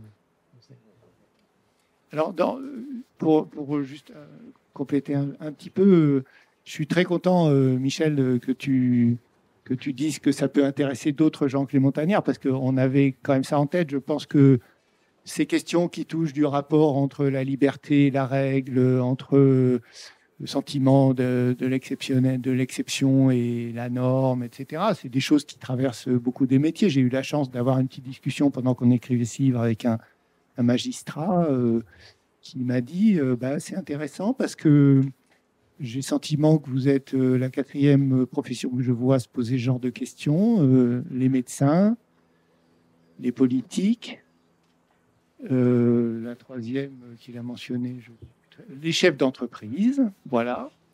Et il a ajouté, ce qui me frappe, c'est que dans les trois métiers dont j'ai parlé, sont en jeu des questions de pouvoir et il y a de l'argent. Alors moi, je lui ai dit, bon, vous savez, l'argent, nous, c'est pas vraiment le truc. Encore que le rapport d'argent induit des choses, ça c'est une évidence, même si c'est pas les sommes d'argent qui sont délirantes, mais le rapport d'argent induit quelque chose par rapport à la prise de risque, c'est une évidence. Et il est question de pouvoir, parce qu'on est dans une relation assez curieuse, dans laquelle, moi, en tant que guide, on me reconnaît une certaine autorité technique, mais au fond, mon client est celui qui a l'argent, et parce qu'il a l'argent, il détient le pouvoir d'exiger. Donc, qui des deux a réellement le pouvoir et qui va l'exercer quand il s'agira de prendre une décision un peu compliquée? Par exemple, dire « nous n'allons pas plus loin ». Par exemple, dire « non, nous n'en ferons pas plus aujourd'hui », alors même que la personne voudrait. Et donc, par exemple, dans les choses qui émergent du travail qu'on a fait, c'est prendre conscience que dans certaines situations, on peut avoir à répondre du fait que l'on n'a pas su prendre une décision qui va à l'encontre du désir de la personne que l'on accompagne. Le guide doit s'arroger le pouvoir de dire non. De même que le médecin doit se garder de belles imprudences dans des situations extrêmes. Mais est-ce que le risque peut faire l'objet d'une réglementation, et notamment d'une réglementation transfrontalière? Oui, moi, je partage complètement le point de vue d'Éric sur la nécessité de penser la liberté avec la contrainte, la liberté avec la responsabilité. Mais il y a un quatrième mot qui me pose davantage problème et qui est d'actualité permanente, et en particulier dans le contexte français, qui est justement la réglementation. On veut absolument réglementer, surréglementer, omni-réglementer le rapport à la montagne. Et c'est vraiment, vous en avez sans doute conscience, mais je voudrais juste vous le rappeler, c'est un syndrome très français que de s'intéresser à ça, de vouloir absolument passer par la réglementation pour ça. Exemple tout à fait récent, vous en avez entendu parler probablement, ce projet d'arrêté préfectoral qui concernerait la partie glaciaire là, qui est en face de nous, qui prolonge les efforts tout à fait légitimes de vouloir limiter l'ascension du Mont Blanc au nombre de personnes qui peuvent être accueillies dans les refuges, ce qui semble être une mesure de bon sens et que je partage complètement. Mais dans cet arrêté préfectoral, vous avez plein d'autres choses qui sont complètement inutiles et qui vont exactement à l'opposé de cette responsabilisation dont parlait Éric et qui, pour moi, est le b.a.-ba de cette réinvention du rapport à la montagne ou de cette nécessité qu'on a de cultiver ce rapport à la montagne. L'idée qu'il faille absolument, bien sûr, empêcher des personnes de monter des rameurs ou d'atterrir au sommet du Mont Blanc. Oui, bien sûr, pourquoi pas, on peut le faire, mais il y a peut-être d'autres façons, quelque part, de dissuader un peu ce genre de pratique. Mais vouloir absolument contraindre les alpinistes qui seraient les seuls autorisés, quelque part, à fréquenter cette partie-là, à faire ceci et à pas faire cela, c'est tout à fait étonnant, d'autant que le texte se réclame de l'inscription de l'alpinisme au patrimoine culturel immatériel de l'UNESCO, qui dit exactement le contraire, qui fait l'éloge, quelque part, de cette liberté dans un rapport à la contrainte et dans l'exercice des responsabilités, et donc qui est complètement détourné de sa philosophie pour être mis au service de plus de réglementation, plus de contraintes, cette fois-ci purement réglementaires ou légales, à l'égard de la pratique elle-même. Alors bien sûr, on met toujours en avant un peu les mêmes choses. Oui, bien sûr, regardez le couloir de la mort dans l'ascension de l'aiguille du Goûter, le nombre de morts ou d'irresponsables qui montent au sommet du Mont Blanc. OK, il y a plein de cas particuliers qui nous interpellent d'une certaine façon, mais comparons un tout petit peu, regardons simplement le Cervin. Il y a beaucoup plus de morts au Cervin qu'au Mont Blanc. Je peux vous dire qu'en Suisse, il n'y a personne qui se pose les questions qui se posent ici pour dire « Oh là là, quelle horreur, quelle catastrophe !» Il faut absolument arrêter ça, il faut limiter le nombre de dégâts, parce que si une personne est irresponsable par rapport à elle-même, qu'elle en assume quelque part l'irresponsabilité jusqu'au bout. Et c'est comme ça que les choses sont pensées au Cervin, par exemple, où il n'y a pas de réglementation particulière, en tout cas pas du tout comparable à celles qui sont évoquées ici. Donc là, je trouve qu'il y a une sorte de pathologie un peu particulière, et peut-être particulièrement française, de vouloir absolument passer par le règlement, par l'arrêté ou par la loi, pour essayer de corriger quelques pratiques sociales qui peuvent se corriger d'une part par elles-mêmes, et surtout par la responsabilisation, par une forme d'acculturation qui permet de rappeler les fondamentaux de la montagne et de l'alpinisme. Merci. On a l'impression donc qu'il faudrait assurer une pédagogie de la pratique idéale en montagne pour rendre la montagne heureuse. Et c'est sans doute ce à quoi s'attache Guy Chomreuil avec le Grand Bivouac qui, chaque année, rassemble un certain nombre de pratiquants, d'auteurs, de cinéastes, pour justement donner de la montagne une image, sinon idéalisée, du moins pertinente et réelle dans sa façon de la pratiquer. Oui, juste une précision. Le Grand Bivouac n'est pas un festival de montagne, hein, donc il s'attache à mieux faire comprendre les problématiques du monde contemporain, dont la montagne. Hein, mais il y a bien sûr une part donc au Grand Bivouac de réflexion sur la montagne, puisque nous allons y consacrer à la suite d'ailleurs de cette rencontre une autre rencontre qui s'appellera La montagne ça chauffe, qui est une autre manière de parler de la pression. Je voudrais, parce qu'on réfléchit ensemble, hein, je pense que vous l'avez compris, on n'a pas de vérité révélée, sinon ceux qui parlent se contrediraient finalement, parce qu'on tâtonne. Mais en vous écoutant, et donc en m'enrichissant à mon tour de vos réflexions, la question que je me pose beaucoup, et puisque vous parlez de pédagogie, c'est comment on va desserrer justement non pas ce piège, mais cette difficulté qu'ont les montagnards tous réunis à se mettre autour d'une table et à ne pas défendre, et à défendre un bien commun et pas leurs propres intérêts. Très vite, en réfléchissant comme ça, en vous écoutant, je pense qu'il y a trois conditions, il y en a sans doute beaucoup d'autres. La première, ce qui m'a toujours motivé quand j'avais la chronique montagne de France Info pendant une quinzaine d'années, la première, c'est que la montagne est vraiment, après je vais corriger, la montagne est à tout le monde. Je suis sidéré d'avoir entendu pendant un demi-siècle maintenant l'expression la montagne, ça se mérite. On ne sait pas à quel point, on ne se doute pas à quel point cette phrase a détourné des générations de nos concitoyens de la montagne. La montagne, ça se mérite. Faire à manger à ses enfants, ça se mérite. Faire le lit le matin, ça se mérite, etc. J'ai toujours été excédé par cette formule, qui voulait dire aussi que la montagne, mais ça c'est historique, hein, la montagne est réservée à. Alors, puisqu'elle se mérite, eh ben, nous, on n'en fait pas. Voilà. Et 70% des Français, 80% des Français n'en font pas. Et on s'en étonne.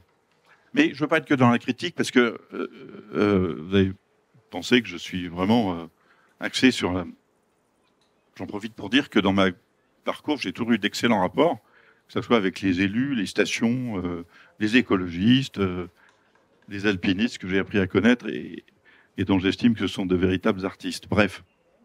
La première truc, c'est la montagne, c'est un bien commun à l'humanité et c'est à tout le monde. Donc, arrêtons de dire cela. Voilà, la montagne, ça se mérite. On comprend ce que ça veut dire, mais non, ça suffit, quoi. Bon. La deuxième chose, c'est peut-être dire, effectivement, on ne fait pas n'importe quoi en montagne, en tant que pratiquant, en tant que touriste, etc. Ça relève de l'éducation, ça relève de l'éducation nationale aussi.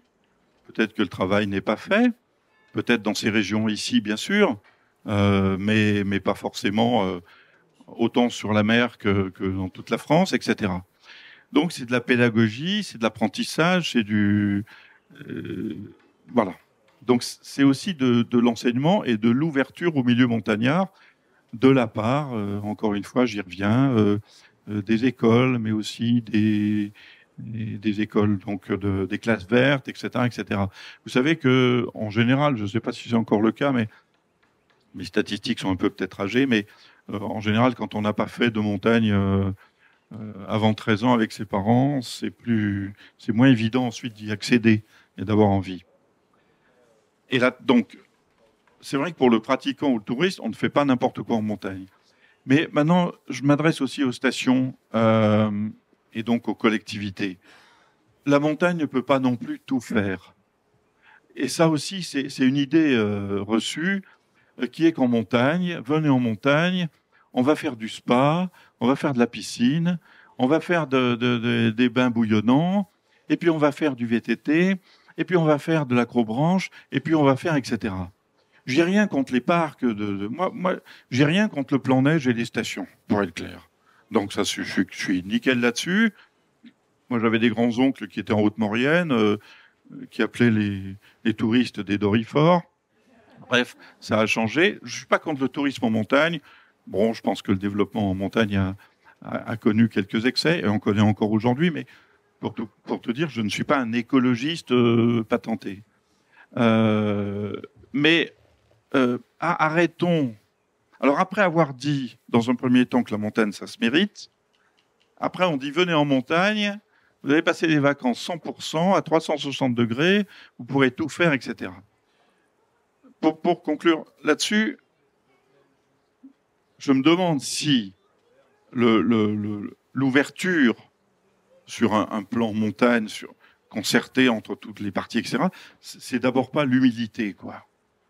C'est l'humilité. C'est-à-dire que la montagne, on peut pas tout faire. La montagne, non, ça ne se mérite pas, ou en tout cas dit comme ça. La montagne est pas une communauté montagnarde. Et donc, moi, je dirais aux montagnards, dont je fais modestement partie, Soyez plus humble, mettez les choses sur la table, à plat, arrêtez de vous prendre pour ce que vous n'êtes pas. En revanche, vous avez de vraies richesses, de vraies valeurs à partager, mais partagez-les en toute confraternité. Arrêtez de prendre ceux qui arrivent en montagne et qui font et qui lèchent les vitrines des stations à moitié vides. Je ne parle pas de Saint-Gervais, mais mais dans certaines stations de la troisième génération, alors on les laisse faire du lèche-vitrine, mais après on dit regardez-moi ces badauds, comment on dit déjà, ces blaireaux, etc. Et les gars, enfin, de quel droit le fait d'être né ici nous donnerait quelque chose de... Alors, des valeurs, les valeurs, je m'en méfie. C'est souvent les valeurs du tiroir-caisse en montagne, hein, c'est pas... Mais, non, mais je le dis parce que je le pense et sans méchanceté, mais... donc, on a un milieu formidable, on a donc une richesse formidable, mais arrêtons de nous prendre pour ce qu'on n'est pas. Donc, bref, je me demande s'il n'y a pas quand même une mise à plat de notre propre ego là-dessus, et ensuite on pourra aborder les problèmes de la montagne de manière plus sereine et plus consensuelle. Merci beaucoup pour ces remarques vraiment qui vraiment nous font chaud au cœur à nous autres Parisiens ou assimilés, par Rouennais pour ce qui me concerne. En tout cas, c'est vrai que la montagne se respecte. Seul le Salon du Livre de Montagne se respecte, et là je m'adresse aux élus. Voilà. Et en tout cas, ce qui est commun à toutes vos interventions, c'est que, en ce qui concerne la montagne et les gens de la montagne, ce qui est important, c'est avant tout de connaître la montagne et les gens de la montagne, de les comprendre, de les considérer avec respect et surtout d'avoir conscience de la réalité des situations pour pouvoir les aborder avec humilité et non pas avec excès d'arrogance. Et ça, je pense que c'est certainement ce que l'on peut promouvoir dans le discours. Je pense que c'est un élément qui est conscient à l'esprit du guide, qui est présent à l'esprit du guide en permanence, cette forme à la fois d'humilité dépourvue de tout excès d'orgueil. Alors, le problème de l'humilité, c'est que c'est un mot qui s'autodétruit dans la bouche de celui qui s'en réclame. Et que être fier d'être humble, c'est un peu problématique, quoi. Et je pense que dans le rapport que nous avons avec cet environnement, que j'ai avec cet environnement, oui, je comprends bien la référence à l'humilité, ça veut dire on est dans quelque chose qui est plus grand que nous, c'est vrai.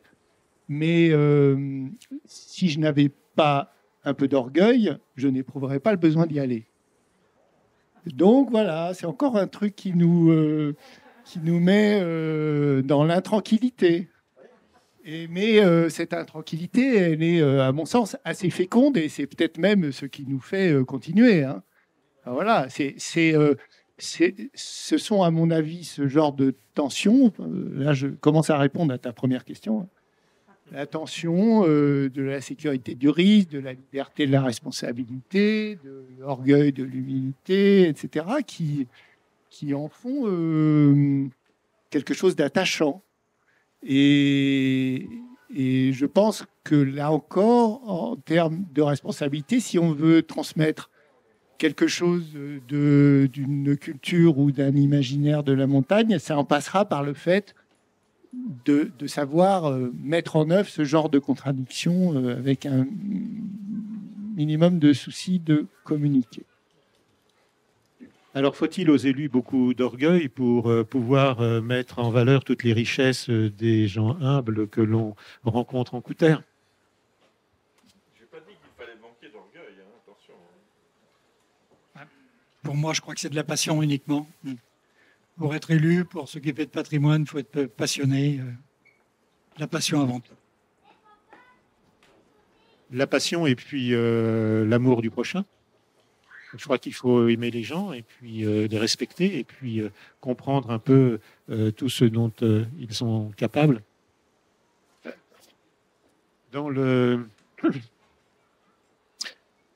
Au niveau de l'UNESCO, est-ce que de ce patrimoine matériel, Est-ce que justement la richesse intrinsèque des personnes a compté dans votre réflexion?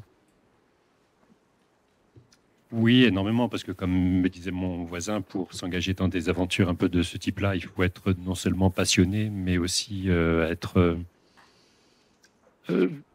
se vouloir un peu prosélyte dans une façon de promouvoir, de penser et de promouvoir sa vision de la montagne. Donc je trouve que les personnes qui s'engagent dans des chantiers pareils sont des personnes éminemment respectables parce qu'elles sont convaincues, elles sont courageuses, elles sont patientes par la force des choses, mais aussi elles ont cette qualité de vouloir justement faire adhérer le plus possible de personnes à une certaine forme de vision. Donc c'est des visions un peu à long terme et très altruistes finalement. On pourrait penser que c'est la montagne qui visait d'abord et avant tout, mais je pense que c'est plutôt le rapport à la montagne qui est visé, et donc les alter-ego, leurs alter-ego, qui sont principalement visés dans cet engagement personnel. C'est en ça que je trouve tout à fait attachant et intéressant. En tout cas, ce que vous nous avez appris les uns et les autres ce matin, c'est que dans le rapport que vous avez à la montagne et dans ce regard croisé que vous avez porté sur notre sujet, c'est que face à la montagne, il faut un certain savoir-faire et savoir le transmettre, un savoir-dire, et puis aussi un savoir écrire.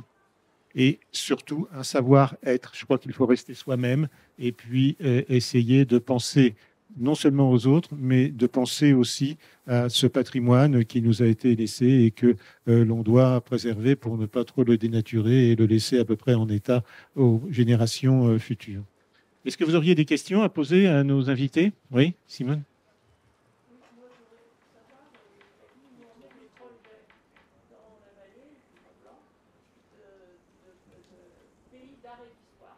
Où en sont les projets de...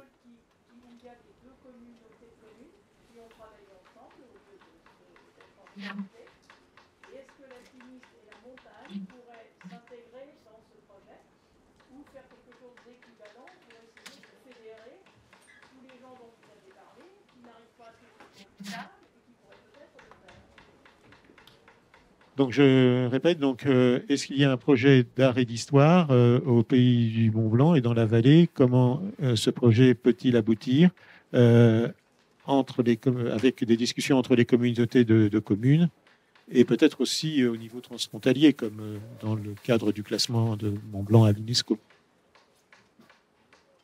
Oui, les deux Comcom ont entamé la procédure, mais je crois que là, c'est peut-être aussi un dossier à 10 ans également. Donc, il faut également être patient. Donc, les deux Comcom, en tout cas, postulent pour créer un pays d'art et d'histoire. C'est déjà compliqué avec une Comcom, mais avec deux, ça l'est encore plus.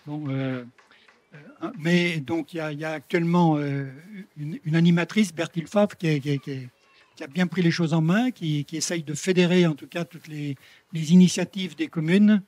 Mais là aussi, on s'aperçoit que le projet pour un pays d'art et d'histoire, il faut savoir ce qui nous fédère. Et quand on se réunit entre communes, chacune pense à son petit clocher. Voilà. Eh bien, j'espère que justement, ça permettra de changer et qu'il faudra trouver le point commun. Le point commun, c'est justement l'histoire du tourisme.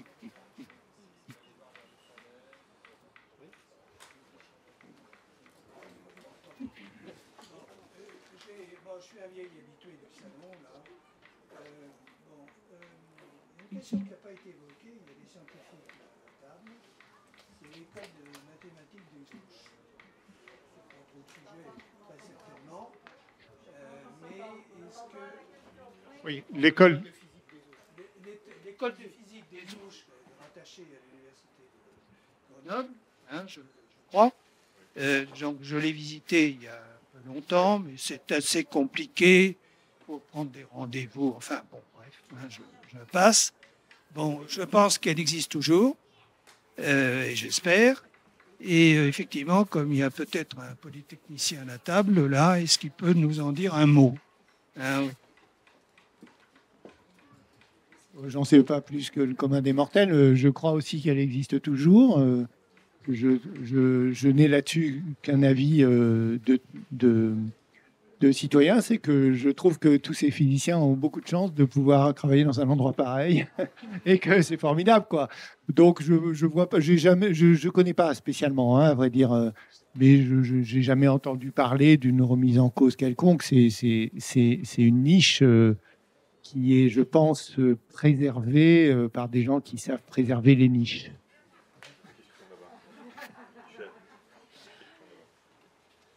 Voilà. Et donc, c'est une mise en commun des savoir-faire des physiciens et des mathématiciens.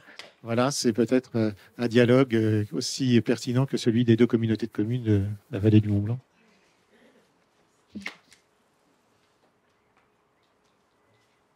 Alors moi, en fait, c'était pas vraiment une question. C'était pour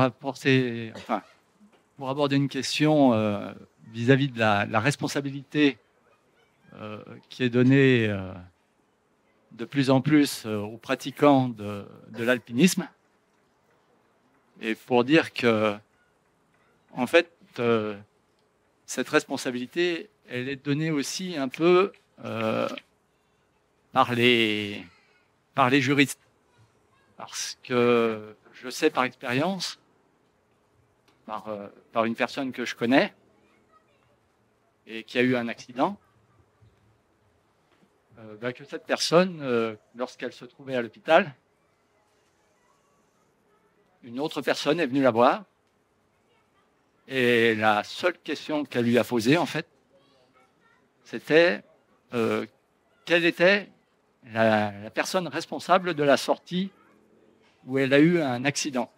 C'était une alpiniste, donc elle a eu son accident lors d'une pratique d'une sortie en alpinisme. Et lorsqu'elle a dit que la responsable, en fait, c'était elle, c'était la 3e fois qu'elle faisait cette course, donc elle la connaissait parfaitement, hein. Et en fait, c'était l'encadrante de la course. Quand elle a dit que c'était elle, eh ben, la personne lui a simplement claqué la porte au nez. Voilà. C'était un avocat, et cette personne était là uniquement, en fait, pour essayer de lancer une procédure devant la justice pour essayer de se faire de l'argent. Le métier d'avocat doit être bien difficile à exercer, hein. Voilà. Mais quand même, donc moi je connaissais rien au processus judiciaire avant de faire ce travail pendant 3 ans avec Jacques Dallest et Alexis Malon et Alain Duclos. J'ai appris quand même pas mal de choses. Par exemple, il faut juste avoir conscience que, d'une certaine manière, c'est un accident qui est pris en compte comme n'importe quel accident de la vie. Donc, quelqu'un est trouvé décédé dans un lieu public, enfin, voilà, quelque part. Eh bien, pour ce qui est de l'accident de montagne, les autres vont commencer par être secourus, et puis immédiatement après, s'enclenche une enquête. Parce que trouver un mort, c'est pas anodin. Il peut y avoir eu crime, suicide, accident, et il peut y avoir eu faute dans le cadre de cet accident. Et donc, de toute façon, une enquête est commencée, et au service du procureur local qui va ensuite décider ce qu'il en fait. Ça, c'est le début. C'est ce que fait, à l'issue d'un accident de montagne, l'officier de police judiciaire, qui se trouve être le même que celui qui a porté secours, ou à peu de choses près. C'est-à-dire, c'est le PGHM va voler à votre secours, et dès que vous serez en bas, il va dire, bon, il s'est passé quoi? Pourquoi vous avez fait ça? Alors, c'était quoi les heures? D'abord, vous avez quoi comme expérience, etc. Donc, première chose, c'est que quand même, l'ensemble des questions qui sont posées vaut bien au-delà de la question, c'était qui le responsable? Alors, peut-être que c'est le fait que c'était un avocat et qu'il a voulu mettre un peu de violence dans les rapports, je ne sais pas. Mais toujours est-il que l'enquête, elle est d'une toute autre nature que ça. Et c'est en ça qu'elle est intéressante, c'est-à-dire qu'elle va interroger, elle va essayer de décrire les faits suffisamment en détail pour éventuellement nourrir après la décision du procureur d'arrêter là l'enquête, parce qu'il n'y a pas lieu d'aller plus loin, ou de la poursuivre. Éventuellement, ça peut aller jusqu'à un procès, mais c'est finalement assez rare, hein. Voilà, donc, cette interrogation-là, elle va faire que la personne interrogée va devoir répondre à toutes sortes de questions sur ce qui s'est passé dans le détail. Donc, à quelle heure voilà. Ça remonte en plus à des antécédents. Donc, tout ça vise à éclairer, à comprendre ce qui s'est passé et à éclairer l'enchaînement des causes et à déterminer. Et le procureur, à partir de ça, va déterminer s'il arrête là l'enquête, parce qu'il n'y a pas d'éléments voilà, qui laissent une interrogation sur une faute possible, ou bien il y aura des éléments qui laissent une interrogation. À ce moment-là, il va poursuivre l'enquête, qui ensuite va passer dans les mains d'un juge d'instruction, qui lui va approfondir l'enquête. Son rôle, c'est d'enquêter à la fois à charge et à décharge. Il n'est pas là pour juger, en France, hein, c'est particulier en France. Il n'est pas là pour juger, mais pour approfondir l'enquête. Et ensuite, il y aura un procès. Et là, il faut quand même... c'est une des choses qui m'a touché dans ce travail que nous avons fait et dont le livre fait l'objet, c'est de me rendre compte à quel point le juge lui-même est confronté à une situation dont il mesure la complexité. C'est-à-dire que le juge, il ne va pas juger en disant « oui, alors vous n'avez pas fait tel truc à tel moment, donc vous êtes en faute ». Non, parce que ils comprennent, même s'ils ne sont pas montagnards, et grâce à ce que l'enquête produit, ils comprennent qu'ils ont affaire à quelqu'un qui se trouve confronté à une situation complexe. Et moi, ce que j'ai découvert peut-être, c'est finalement que nous avons... je me suis ressenti une forme d'affinité avec ce travail, parce que nous sommes confrontés en montagne à devoir toujours recourir à une intelligence des situations, c'est-à-dire qu'il ne s'agit pas seulement d'appliquer des règles. Il s'agit pas, et bien sûr, il y a des choses qu'il faut respecter, il y a des manières de faire en termes de sécurité, tout ça, mais ce qui fait la différence entre accident ou pas accident se porte finalement quelquefois là-dessus, mais le plus souvent sur la qualité de notre vision de la situation et l'intelligence que l'on a de cette situation. Et j'ai compris que le juge, lui aussi, juge au nom d'une intelligence des situations. Il se trouve confronté au résultat d'une enquête dans laquelle il va falloir qu'il trouve une vérité là-dedans. Comme nous, il faut qu'on trouve la vérité du prochain pas ou de la prochaine décision. Lui, il va falloir qu'il trouve la vérité d'éventuellement condamner ou pas, etc. Et ça fait appel au même genre de choses. Et ça, je pense que quand on a compris ça, d'une part, peut-être on voit l'action de la justice sous un angle un peu différent. C'est-à-dire qu'on comprend que la justice, elle est aussi faite par des hommes, de même que circuler en montagne est fait par des hommes, quoi. Que ces hommes ne sont pas simplistes, ne comprennent ce que c'est que la complexité et doivent eux-mêmes faire appel à une intelligence de cette nature-là. Et je trouve que ça a un côté peut-être rassurant de comprendre ça, inquiétant parce qu'il y a la fragilité de toute décision humaine.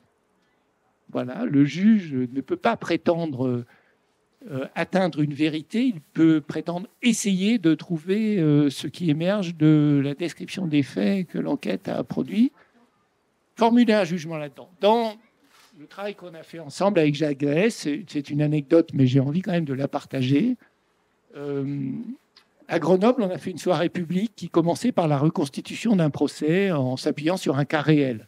Donc, le procès était reconstitué dans une durée plus courte, 1 heure en gros, alors qu'il durait beaucoup plus longtemps. Et puis, on proposait au public un petit jeu, c'est-à-dire qu'à l'entrée, les gens recevaient un carton rouge et un carton vert. Et puis, après avoir assisté au procès, Jacques Dallès, donc, qui était le Manitou de la soirée, a expliqué, a dit, ben voilà, vous avez reçu un carton rouge, un carton vert, ben maintenant on va vous demander de discuter un petit peu entre vous, et puis chacun va brandir un carton vert s'il est pour l'acquittement, ou brandir un carton rouge s'il est pour une condamnation. Et il a ajouté une petite chose, il a dit, figurez-vous que le juge, lui, il ne s'abstient pas. Donc vous ne pouvez pas vous abstenir. Vous devrez trancher vert ou rouge. Le juge ne s'abstient pas, il doit décider vert ou rouge. Et moi, tout de suite, j'ai eu envie de mettre ça en rapport avec ce que nous connaissons bien en montagne. C'est-à-dire qu'à un moment donné, même s'il s'agit de prendre la décision de renoncer, ce n'est pas s'abstenir. Renoncer, c'est prendre la décision de ne pas aller plus loin. Et j'ai trouvé qu'il y avait un rapport étroit entre comment dire, le type d'exigence qu'il rencontre dans l'action judiciaire et le type d'exigence que nous rencontrons sur le terrain. Et j'ai trouvé que mieux comprendre comment procéder le juge pouvait nous apporter quelque chose. Un exemple très simple, un jour, Jacques Dallès, dans une discussion, enfin non, dans un texte d'ailleurs, où il essayait où en gros il décrit comment les étapes et comment le juge juge. Et il écrivait, à un moment donné, le juge, il doit apprécier si les actes dont il est question étaient adaptés, logiques, raisonnables, justifiés. Et si, de temps en temps, sur le terrain, au moment de dire j'y vais pas, j'y vais comme ci, j'y vais comme ça, j'y vais pas parce que je suis avec telle personne, j'y vais pas parce qu'il y a telle circonstance, j'y vais pas parce qu'il y a tel doute, j'y vais pas parce qu'il y a tel aléa, j'y vais pas parce que finalement j'ai rien à prouver, alors pourquoi irais-je prendre un risque alors que je n'ai rien à prouver? Si je suis capable simplement d'avoir ces 4 mots à l'esprit, c'est-à-dire est-ce que c'est logique ce que je vais faire et de quelle logique s'agit-il? Est-ce que c'est adapté aux circonstances, aux contraintes? Est-ce que c'est raisonnable? Et de quelle raison s'agit-il? Et est-ce que c'est justifié? Ça veut dire, s'il se passe quelque chose après et qu'on me demande de dire cette décision-là, finalement, pourquoi vous l'avez prise? Qu'est-ce que c'est mon argument pour dire cette décision-là, j'ai prise, alors même que je savais qu'il pouvait tomber un caillou? Enfin, que je veux dire, on était dans un moment où la probabilité que des cailloux tombent était élevée. Comment je pourrais justifier d'avoir mis quelqu'un là-dessous? Et donc, ces 4 mots-là, je pense qu'ils sont très intéressants en eux-mêmes. Et cette manière de désigner la prise de décision, c'est quelque chose que j'ai reçu de cet échange avec un magistrat. Et je pense que c'est utilisable concrètement, que c'est utilisable lorsque l'on se préoccupe un tout petit peu de faire du retour d'expérience, ce que l'on devrait faire plus sans doute qu'on le fait, c'est-à-dire... Bien sûr, l'accident oblige à un retour d'expérience, mais l'accident qui n'est pas arrivé oblige aussi à un retour d'expérience. C'est-à-dire la situation où on a tous bien conscience qu'il n'aurait pas fallu grand-chose pour qu'un pépin arrive, c'est la situation la plus féconde en termes de retour d'expérience. Si on prend ces simples mots-clés-là, pour un retour d'expérience, je pense qu'on peut aller assez loin. Parce que à quoi ils vont nous faire aboutir? C'est en partie à mieux comprendre comment j'ai agi, c'est-à-dire le comment de nos actes, et en partie à nous obliger à nous interroger sur le pourquoi de nos actes. C'est-à-dire, c'est au nom de quoi que j'ai trouvé intéressant de prendre un risque, par exemple. C'est au nom de quoi que j'ai trouvé intéressant d'emmener cette personne connaître un frisson qu'elle recherche, mais au fond, comme m'a dit quelqu'un un jour, d'ailleurs je l'ai cité là, il me disait « Ouais, moi quand je prends un guide... c'est pour avoir le sentiment de m'engager, mais enfin, pas trop quand même, quoi. » Voilà. Il disait une deuxième chose, le seul risque réellement acceptable est celui qui ne se réalise pas. Il faut quand même avoir ces petites choses-là dans la tête, quoi. Voilà, donc voilà le genre de choses que j'ai trouvé, qui m'a nourri, moi, dans cet échange, et qui m'a fait dire d'ailleurs que finalement, on a toujours à gagner à se confronter au regard de quelqu'un qui n'est pas du tout du même monde. Parce que cette personne, elle n'est pas imprégnée de tout ce qui me relie, moi, à la montagne, qui est affectif, qui est symbolique, qui est culturel, qui est fantasmatique, tout ce qu'on veut. Je suis porteur de ça aussi. Mais au moment d'analyser des faits, c'est mieux d'être avec quelqu'un qui n'a pas tout ça sur la barque, quoi. Ça, c'est ma conviction. Oui, c'est vraiment très, très important. Et puis, surtout, de toujours bien voir l'engagement des responsabilités et puis leur répartition et puis surtout la distinction qu'il peut y avoir entre la responsabilité d'une part et puis l'indemnisation d'autre part. Ça, c'est autre chose, c'est un autre débat. En tout cas, je pense que ce livre est remarquable et sous la plume de Jacques Dallès, le droit pénal devient réellement un humanisme. Et ça, c'est vraiment quelque chose d'inattendu.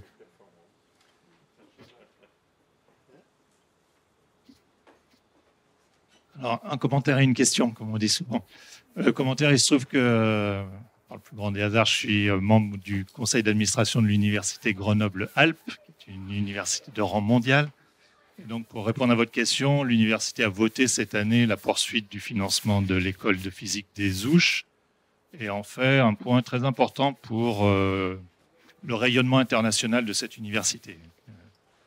Bon, je ne vais pas rentrer dans les détails, on est dans une course où maintenant il faut des universités de rang mondial en France et donc cette université-là en particulier essaye de beaucoup travailler l'attraction de physiciens internationaux et je pense que Chamonix, enfin les Ouches, c'est pas un mauvais endroit pour les convaincre de venir passer quelques semaines. Alors évidemment, cette année, ça a été perturbé par les événements qu'on connaît.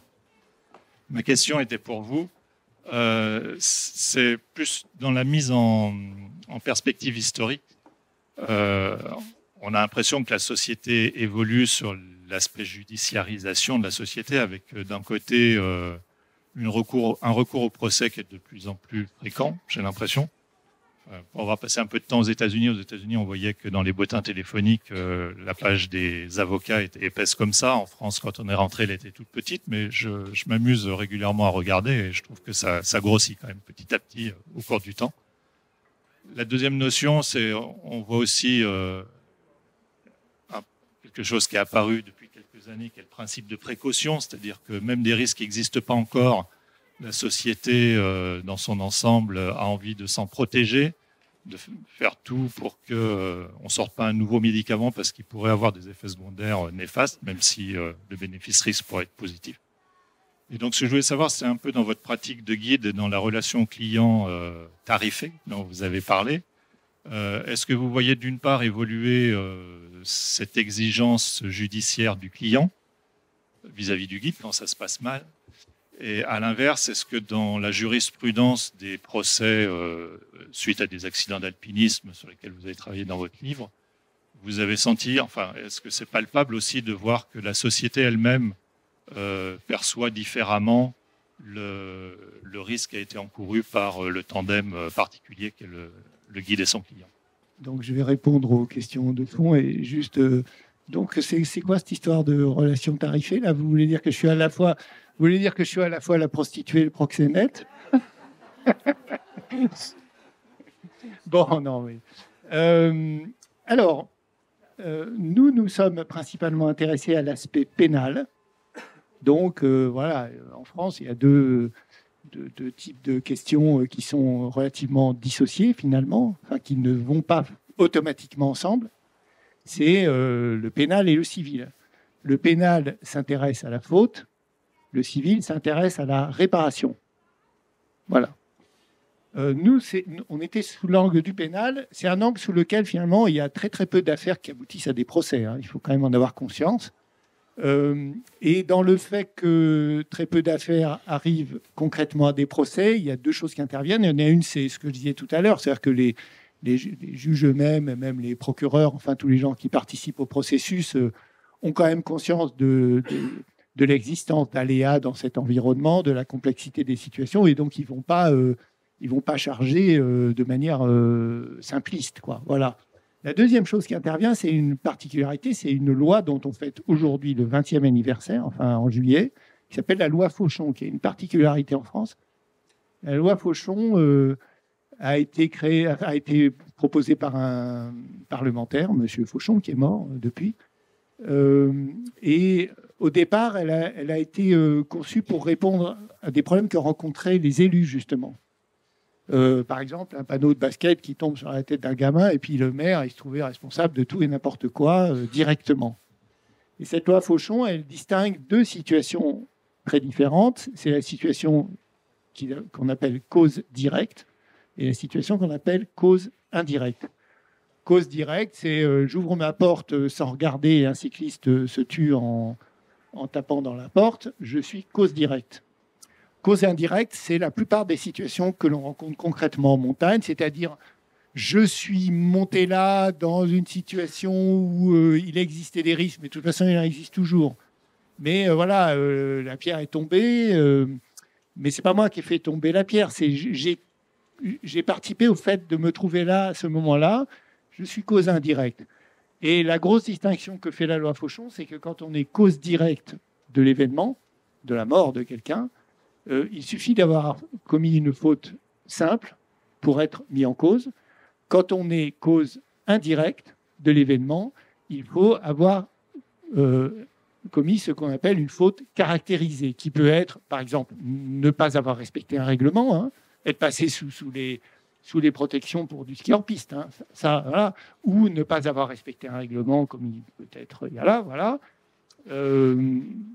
Donc ça, c'est une faute caractérisée. Ça peut être aussi une vraie faute technique, grave, quoi. Ça peut être une accumulation de fautes. C'est-à-dire quelqu'un qui, finalement, au cours d'une sortie, en a quand même tellement fait qu'au bout d'un moment, on se dit, bah mince, il les a quand même accumulées, quoi, les conneries. Et ben voilà, ça peut être considéré comme une faute caractérisée. Le résultat de ça, c'est que finalement, dans les accidents de montagne, la plupart du temps, on a affaire à des causes indirectes et qu'il faut quand même en avoir fait pas mal pour que ça aboutisse au procès. Voilà. Et ça, il y a 20 ans, ce n'était pas pareil. C'est-à-dire qu'il y a des accidents qui ont été jugés il y a 25 ans, qui ont abouti à la mise en cause de guides ou d'alpinistes, qui aujourd'hui n'aboutiraient pas à leur mise en cause. Donc le pénal n'est pas, finalement, en France, extrêmement sévère, à la différence de l'Italie, où le pénal est réellement beaucoup plus sévère. Ce dont on parle un petit peu dans le bouquin. C'est dû en partie, si j'ai bien compris, je ne voudrais pas dire de bêtises, mais si j'ai bien compris, en Italie, le civil et le pénal sont accrochés ensemble. Donc, par exemple, il y a un accident d'avalanche, il y aura procès. Paf. En France, il y a un accident d'avalanche, il y aura enquête, mais il n'y aura pas forcément procès. Voilà. Donc ça, c'est la partie pénale, enfin, ce que j'ai envie de transmettre. Après, la partie civile, la question des réparations, qui est celle qui elle, effectivement, prend une tournure très, très inquiétante, parce que maintenant, vous voyez, même ce qui se passe en ce moment, quoi, tout le monde attaque n'importe qui parce qu'il y a un virus, quoi. Bon, le virus, on fait ce qu'on peut avec, hein, faut pas déconner quand même. Bon, c'est un peu ça, quoi. C'est un travers. Moi, pour la question, donc c'est dramatique parce que le métier de guide, par exemple, est menacé, parce que la profession se trouve dans une situation qui pourrait très bien aboutir au fait qu'on ne puisse plus s'assurer. C'est-à-dire que le montant des responsabilités civiles qu'on aurait à prendre serait tel que ça serait hors de portée de n'importe quel guide. Donc, il y a un vrai problème là, dans cette attitude, dans cette manière qui consiste à vouloir des réparations et parfois pour des montants totalement délirants pour des faits qui sont mineurs, quoi. Et là, moi, ça m'a quand même amené à une réflexion. C'est quelle est la vérité de ce phénomène ? Moi, je pense que pour savoir où est la vérité de ce phénomène, c'est comme dans les enquêtes criminelles, comme dans les polars, suivez l'argent. Et je pense que s'il y a explosion des demandes de réparation, c'est parce qu'il y a des assurances qui, elles, font leur métier, qui est de gagner autant de fric que possible, quoi. Enfin, ce qu'elles croient être leur métier, qui est de gagner autant de fric que possible. Et donc, le fond du problème est là beaucoup plus que dans l'application de la loi, qui, elle, finalement, tout l'accident de montagne, il est régi par le code pénal de tout le monde. Il n'y a pas de loi spécifique. Il n'y a pas de droit de la montagne. Il y a une jurisprudence, mais il n'y a pas de droit spécifique. Nous sommes traités comme n'importe quel conducteur, comme je disais tout à l'heure, voilà, n'importe qui. Bon. Il n'y a pas de droit spécifique, donc c'est pas plus dur que ça. En revanche, le civil, c'est un problème. Et moi, par exemple, il y a une question qui taraude notre milieu beaucoup et qui est latente derrière ça, c'est la notion de risque acceptable. On aimerait que cette notion ait un sens. On aimerait que lorsque quelqu'un s'encorde, soit avec un ami, soit avec un guide, on puisse dire à partir du moment où tu t'encordes, c'est que on t'a communiqué, on t'a informé sur la nature des risques, etc. Et tu sais que tu vas dans un environnement qui présente des risques, donc tu ne vas pas réclamer réparation comme si tu rentrais dans un supermarché, quoi. Mais le fait est qu'on réclame réparation comme... Enfin, le on, c'est à mon avis là où est l'argent. On réclame la réparation comme si on rentrait dans un supermarché, quoi. Voilà. Et là, il y a un vrai problème. Et je pense que, au fond, on n'aboutira jamais à donner à la notion de risque acceptable le moindre sens concret tant qu'on n'aura pas touché à l'argent. Par exemple, j'estime que quelqu'un qui... Oui, une espèce d'euphorie, c'est-à-dire que le vacancier va rencontrer le berger, c'est ça la montagne. Bon. Et puis, manque de peau, sans le voir, ils vont se retrouver au parking, mais ils se connaissent plus. Et dans la descente, il y en a un qui va faire une tête à queue à l'autre, quoi. Voilà. Bon, donc je dis souvent, s'il n'y a pas de valeur en bas, il n'y a pas plus de valeur en montagne. Donc les valeurs, elles sont partout, quoi. Bon, je digresse un peu là, peut-être. Merci. À Saint-Gervais, Gabriel Grandjacques, la montagne étant à l'état pur, il n'y a qu'émerveillement, il n'y a aucune pression, j'imagine. Non, mais moi je vais résumer en 3 mots.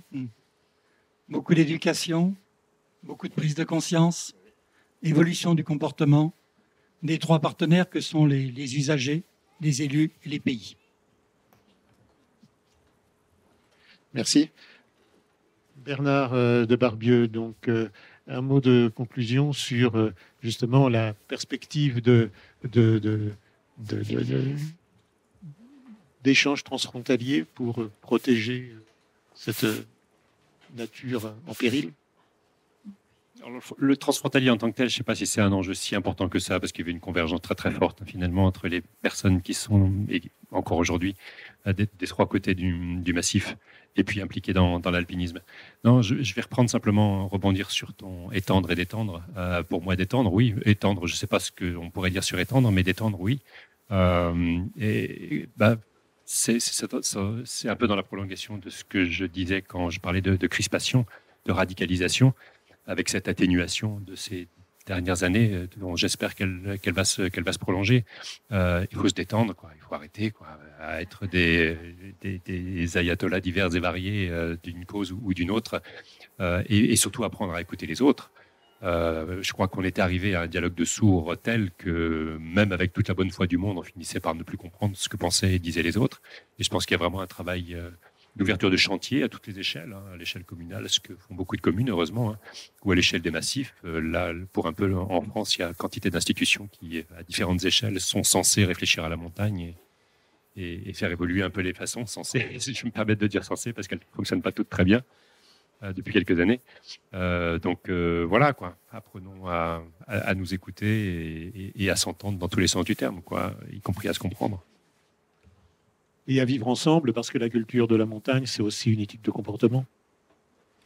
Alors moi, je ne sais pas si je vais étendre, éteindre, détendre, mais en fait, je vais prendre quelques mots qui ne sont pas de moi. D'habitude, j'évite de citer, mais là, j'ai envie de citer 2 choses. Toujours dans cette relation à l'aléa. Enfin voilà, en quoi ce que nous vivons dans la pratique de la haute montagne peut-il avoir un intérêt qui dépasse le microcosme. Et je pense qu'une partie de l'intérêt qui dépasse le microcosme, c'est que nous sommes des gens qui vivons avec l'existence du risque, avec la conscience du risque, avec l'existence de la menace, comme je le disais au début, avec la conscience que la mort est à l'horizon de la vie, même si on ne la recherche pas. Et il se trouve que j'ai repris des propos de spécialistes de prévention qui ont peut-être une certaine actualité, mais ce n'est pas fait exprès. Et il dit ceci, comme l'immunité par vaccination, nous pensons que la sécurité résulte aussi, paradoxalement, de qualités développées et entretenues par l'existence de menaces. Et je pense que si les qualités développées et entretenues par l'existence de menaces, c'est celles qui évitent, lorsque l'on est pris dans une situation où quelque chose nous menace, de réagir soit par le déni, soit par la panique, et qui nous permet de réagir de manière juste. Et là, il y a un élément de culture, je pense, pour lesquels les alpinistes peuvent être des témoins d'une certaine relation au monde qui est intéressante pour peu qu'ils veuillent bien, comme dit Guy, un petit peu sortir de leur désir d'exception, quoi. Et puis, l'autre situation, alors là, c'est très personnel parce que, comment dire, c'est juste parce que ça me touche. Et puis, c'est parce qu'il y a Bernard aussi. Et c'est une petite forme d'hommage à l'Université de Genève, parce que la personne que je cite, c'est Jean Starobinski. Voilà, récemment décédé. La phrase est extraite d'un livre qui s'appelle Montaigne en mouvement, et il nous dit ceci, et je n'aurais pas envie d'en dire plus. Il n'y a pas plus de vérité première que de vérité dernière. Notre vie a beau être instable, mouvante, traversée d'apparences illusoires, c'est une longue heure de vérité et la seule qui nous soit accordée. Voilà, bien. Merci beaucoup. Merci beaucoup à tous nos invités, dont je rappelle les ouvrages. Gabriel Granjac, La Revue en Coutère, avec cette année une livraison portant sur le Val-Montjoie et sur les bâtisseurs de Montjoie. Et puis la très belle revue L'Alpe. Et on peut rendre hommage à Jacques Glénat de maintenir cette revue vraiment tout à fait remarquable. Bernard de Barbieux, l'UNESCO Mont-Blanc, dans la collection Guérin de chez Paulsen. Je voudrais citer le livre de Johan Guillaume-Bachet, qui devait être là aujourd'hui et qui a fait un roman policier sur la vie en montagne et sur la cupidité de certains promoteurs et de certains élus. Mais bon, c'est une œuvre de fiction complète, hein. On peut s'en douter. Je voudrais remercier Guy Chaumereuil d'avoir fait le déplacement d'Albertville et puis vraiment lui dire combien on est enthousiaste de retrouver bientôt le Grand Bivouac parce que c'est vraiment un rendez-vous très, très important et toujours très, très chaleureux. Et puis remercier vraiment Éric Descamps et puis ses co-auteurs Jacques Dallest et Alexis Malon, qui ont signé chez Catherine Destivelle, Édition du Mont Blanc, le guide et le procureur. Vraiment un ouvrage formidable qui sert à tout le monde parce que c'est vraiment un manuel de vie dès lors qu'on exerce la moindre responsabilité. Et même quand on n'en exerce pas, c'est vraiment un livre formidable avec des tas d'anecdotes. Et vraiment, je remercie aussi Godefroy de Maupoux qui réalise l'enregistrement de ces conférences et qui a reçu récemment un prix international pour le film qu'il a réalisé sur le Jardin des Cimes et qui sera prochainement diffusé au cinéma du Plateau d'Assy. Donc merci à lui et merci à vous.